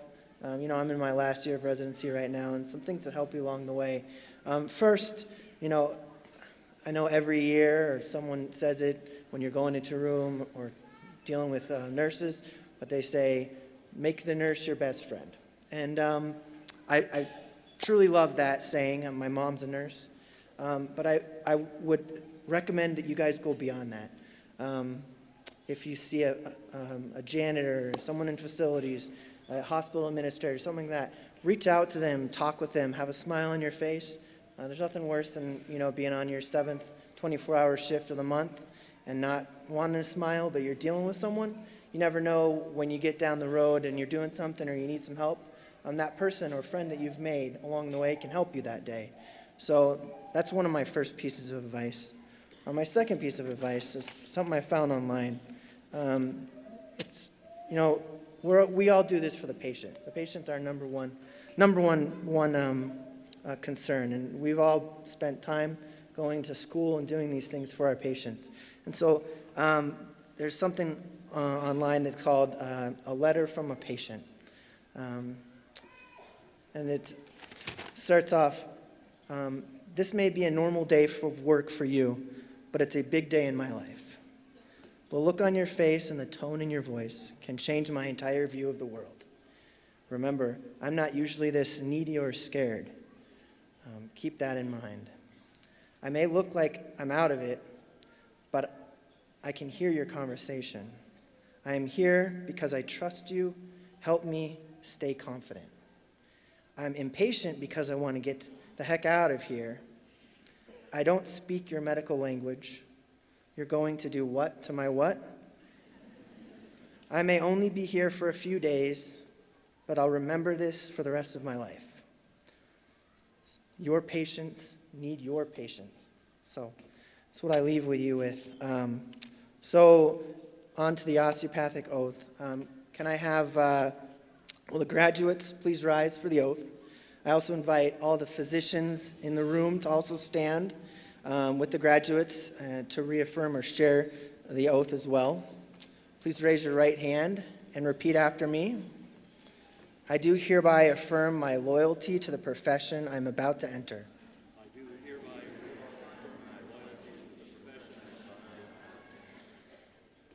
I will be mindful always of my great responsibility to preserve the health and the life of my patients, to retain their confidence and respect, both as a physician and a friend, who will guard their secrets with scrupulous honor and fidelity, to perform faithfully my professional duties, to employ only those recognized methods of treatment consistent with good judgment and with my skill and ability, keeping in mind always nature's laws and the body's inherent capacity for recovery. I will be ever vigilant in aiding in the general welfare of the community, sustaining its laws and institutions, not engaging in those practices which will in any way bring shame or discredit upon myself or my profession. I will give no drugs for nefarious purposes to any person, though it be asked of me. I will endeavor to work in accord with my colleagues in a spirit of progressive cooperation and never by word or by act cast imputations upon them or their rightful practices. I will look with respect and esteem upon all those who have taught me my art. To my college and my profession, I will be loyal and strive always for its best interests and for the interest of the students who will come after me. I will be ever alert to further the application of basic biologic truths to the healing arts, and to develop the principles of osteopathic medicine, which were first enunciated by Andrew Taylor Still. Thank you, fellow physicians. You may take a seat.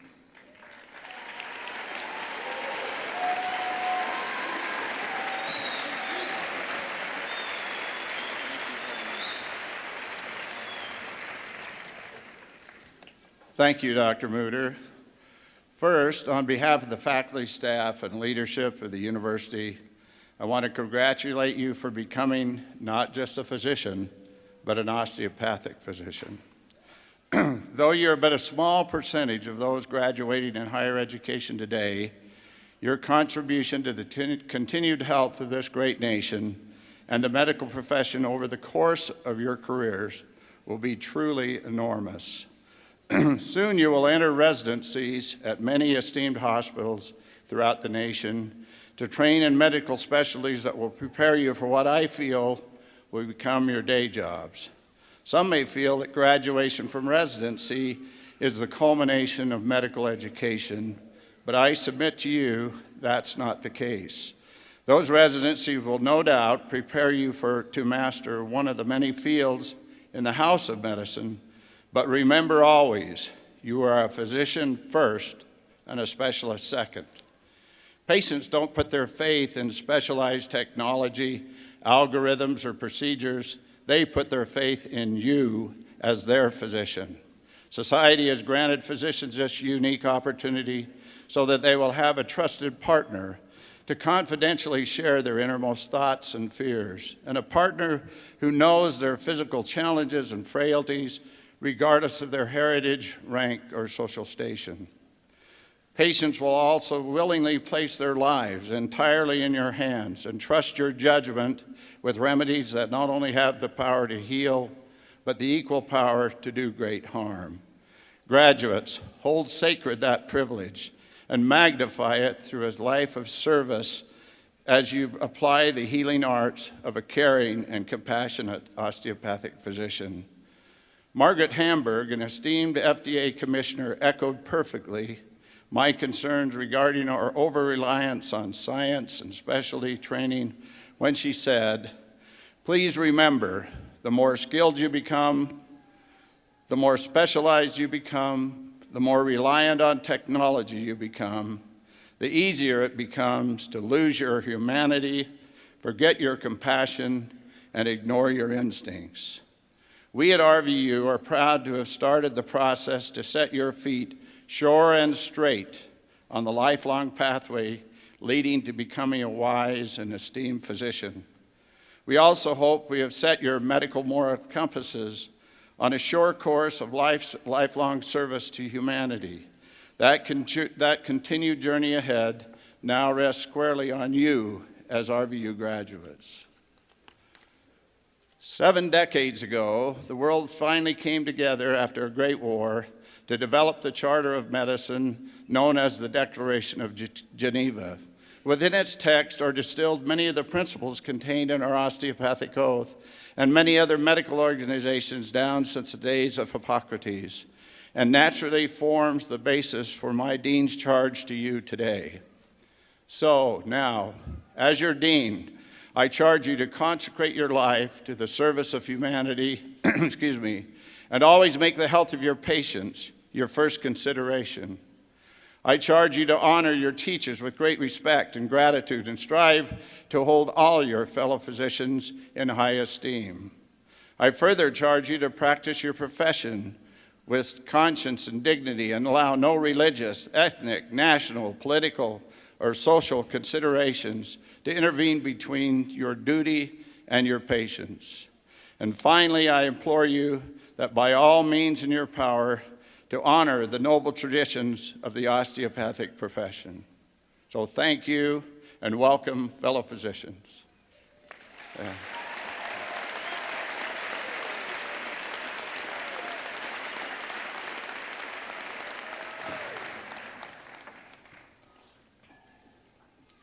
The military commissioning ceremony. As a retired Rear Admiral in the Navy Medical Corps, I'm proud to be a military physician, combining my love of medicine with my love of this country allowed me to train in unique circumstances and situations and make me a better person and physician. In our brief history, we have achieved acclaim for our commitment to military medicine, including receiving the designation as a top 10 military-friendly school. With 98 students on military scholarships, we have earned the distinction of having the largest number of students on military scholarship of any civilian medical school. We are proud of our students' service to our country and are honored to witness the commissioning of 19 of our graduates as part of this commencement ceremony. Major General Ronald Place will lead our commissioning ceremony. He serves as the Acting Assistant Director for Healthcare Administration and is also the Director of the National Capital Region Medical Directorate and the Intermediate Management Organization. He was gracious enough to address our military graduates and their families earlier this week, at which time we were honored to present the Anthony J. Laporta Award of Military Excellence to General Place for his outstanding service to medicine and to academics. Singing the military fight songs is student Dr. Garrett Smith, class of 2021. I will invite all veterans and their families to stand when you hear your song as a veteran.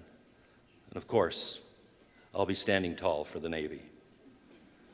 General, front and center.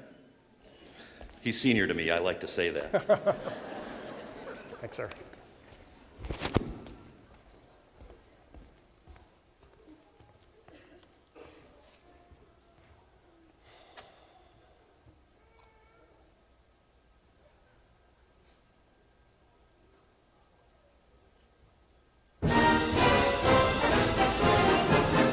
First to fight for the right and to build the nation's might, and the army goes rolling along.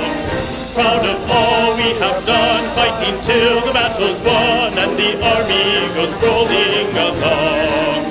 Then it's hi, hi, hey, the army's on its way. Sound of the cadence nice and strong. For wherever we go, you will always know that the army goes rolling along.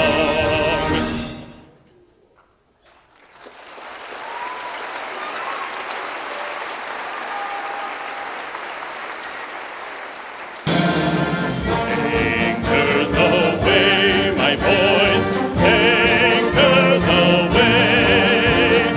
Farewell to college joys, we sail at break of day.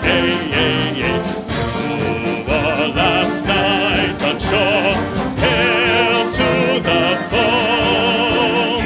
Until we meet once more, here's wishing you a happy voyage home.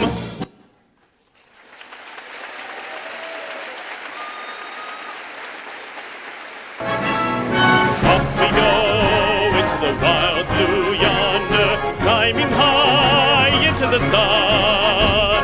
Here they come, zooming to meet our thunder. Adam boys, give her the gun. Down we dive, spouting holding a flame from under, up with one hell of a roar.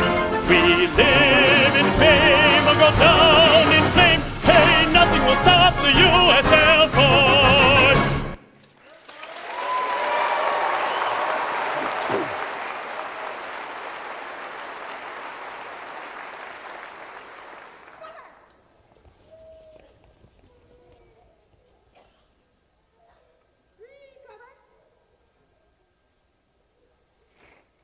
Raise your right hand and repeat after me. I state your name. I, General Jackson, Do solemnly swear do solemnly swear that I will support and defend that I will support and defend the Constitution of the United States the Constitution of the United States against all enemies, against all enemies, foreign and domestic, foreign and domestic. that I bear true faith I bear true faith and allegiance to the same, and allegiance to the same, that I take this obligation freely that I take this obligation freely without any mental reservation without any mental reservation or purpose of evasion, or purpose of evasion, and that I will well and faithfully and I will well and faithfully discharge the duties discharge the duties of the office upon which I am about to enter. of the office upon which I'm about to enter. So help me God. So help me God. Oh.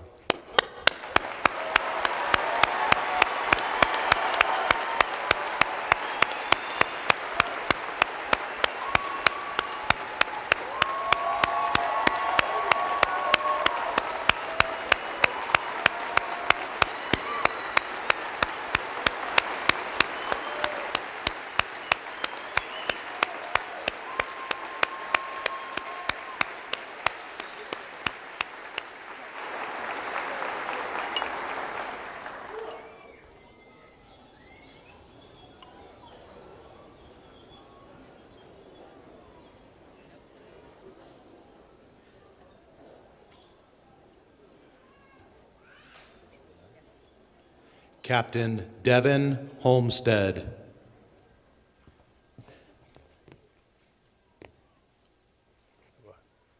Congratulations.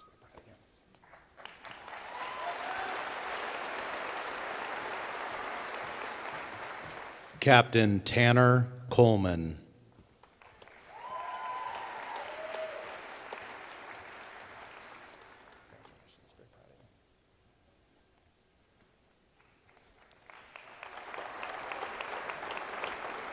Captain Loyal Farley.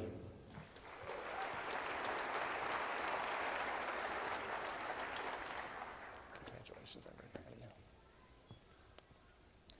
Captain Michael Bork.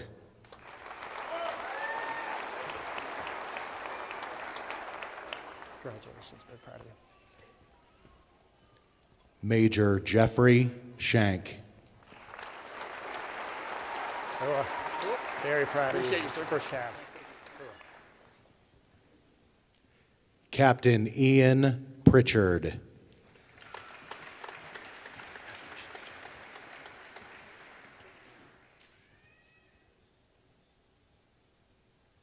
Captain Renato Rapata.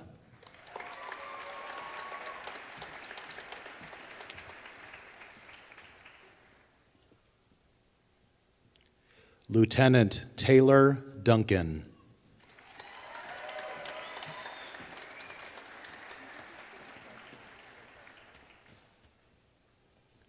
Lieutenant Gavin Cardwell.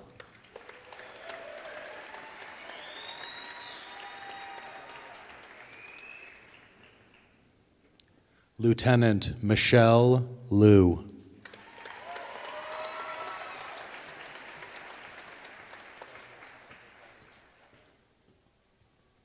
Captain Zachary Wagner.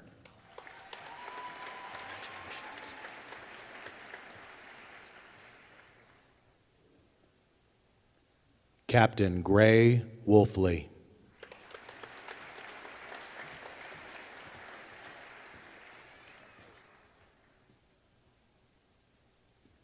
Captain Katrina Wells.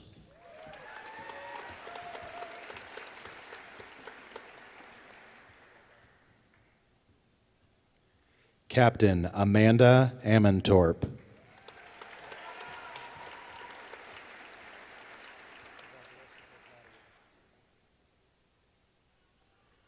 Captain Emma Pritchard.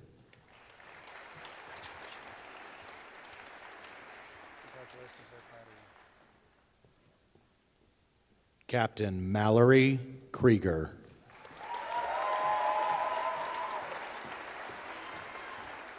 Congratulations. You're welcome. Captain Penelope Ann Herder.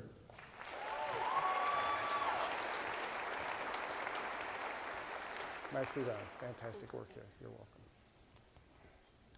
Captain Danielle Beltz.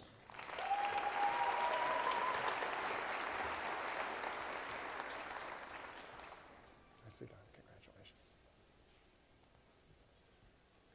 Captain Rachel Emery. Well done. Congratulations. You betcha. Ready?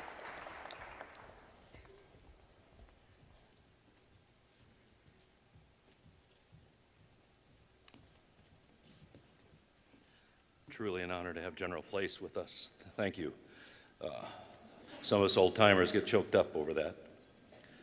But the good news is, these proceedings are now officially concluded.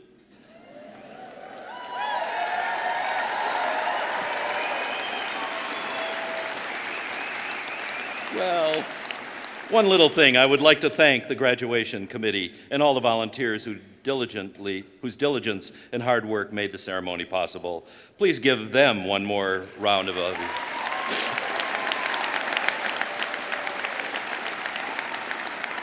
And you can never overdo this. One more for all of the graduates, the MSBS and our DOs.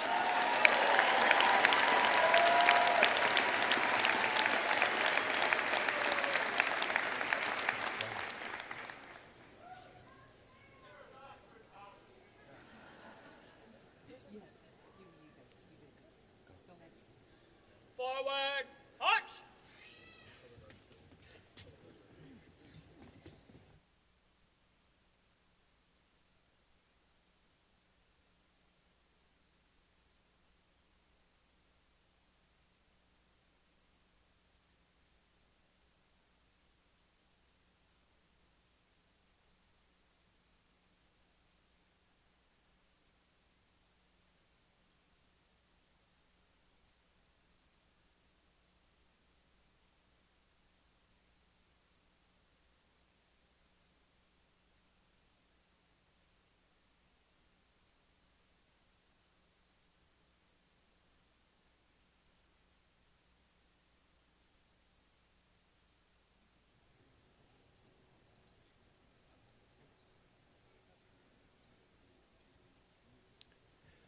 Family and friends are invited to greet the graduates in the lobby at the conclusion of the recessional. Please stand and remain standing until the end of the recessional. Thank you.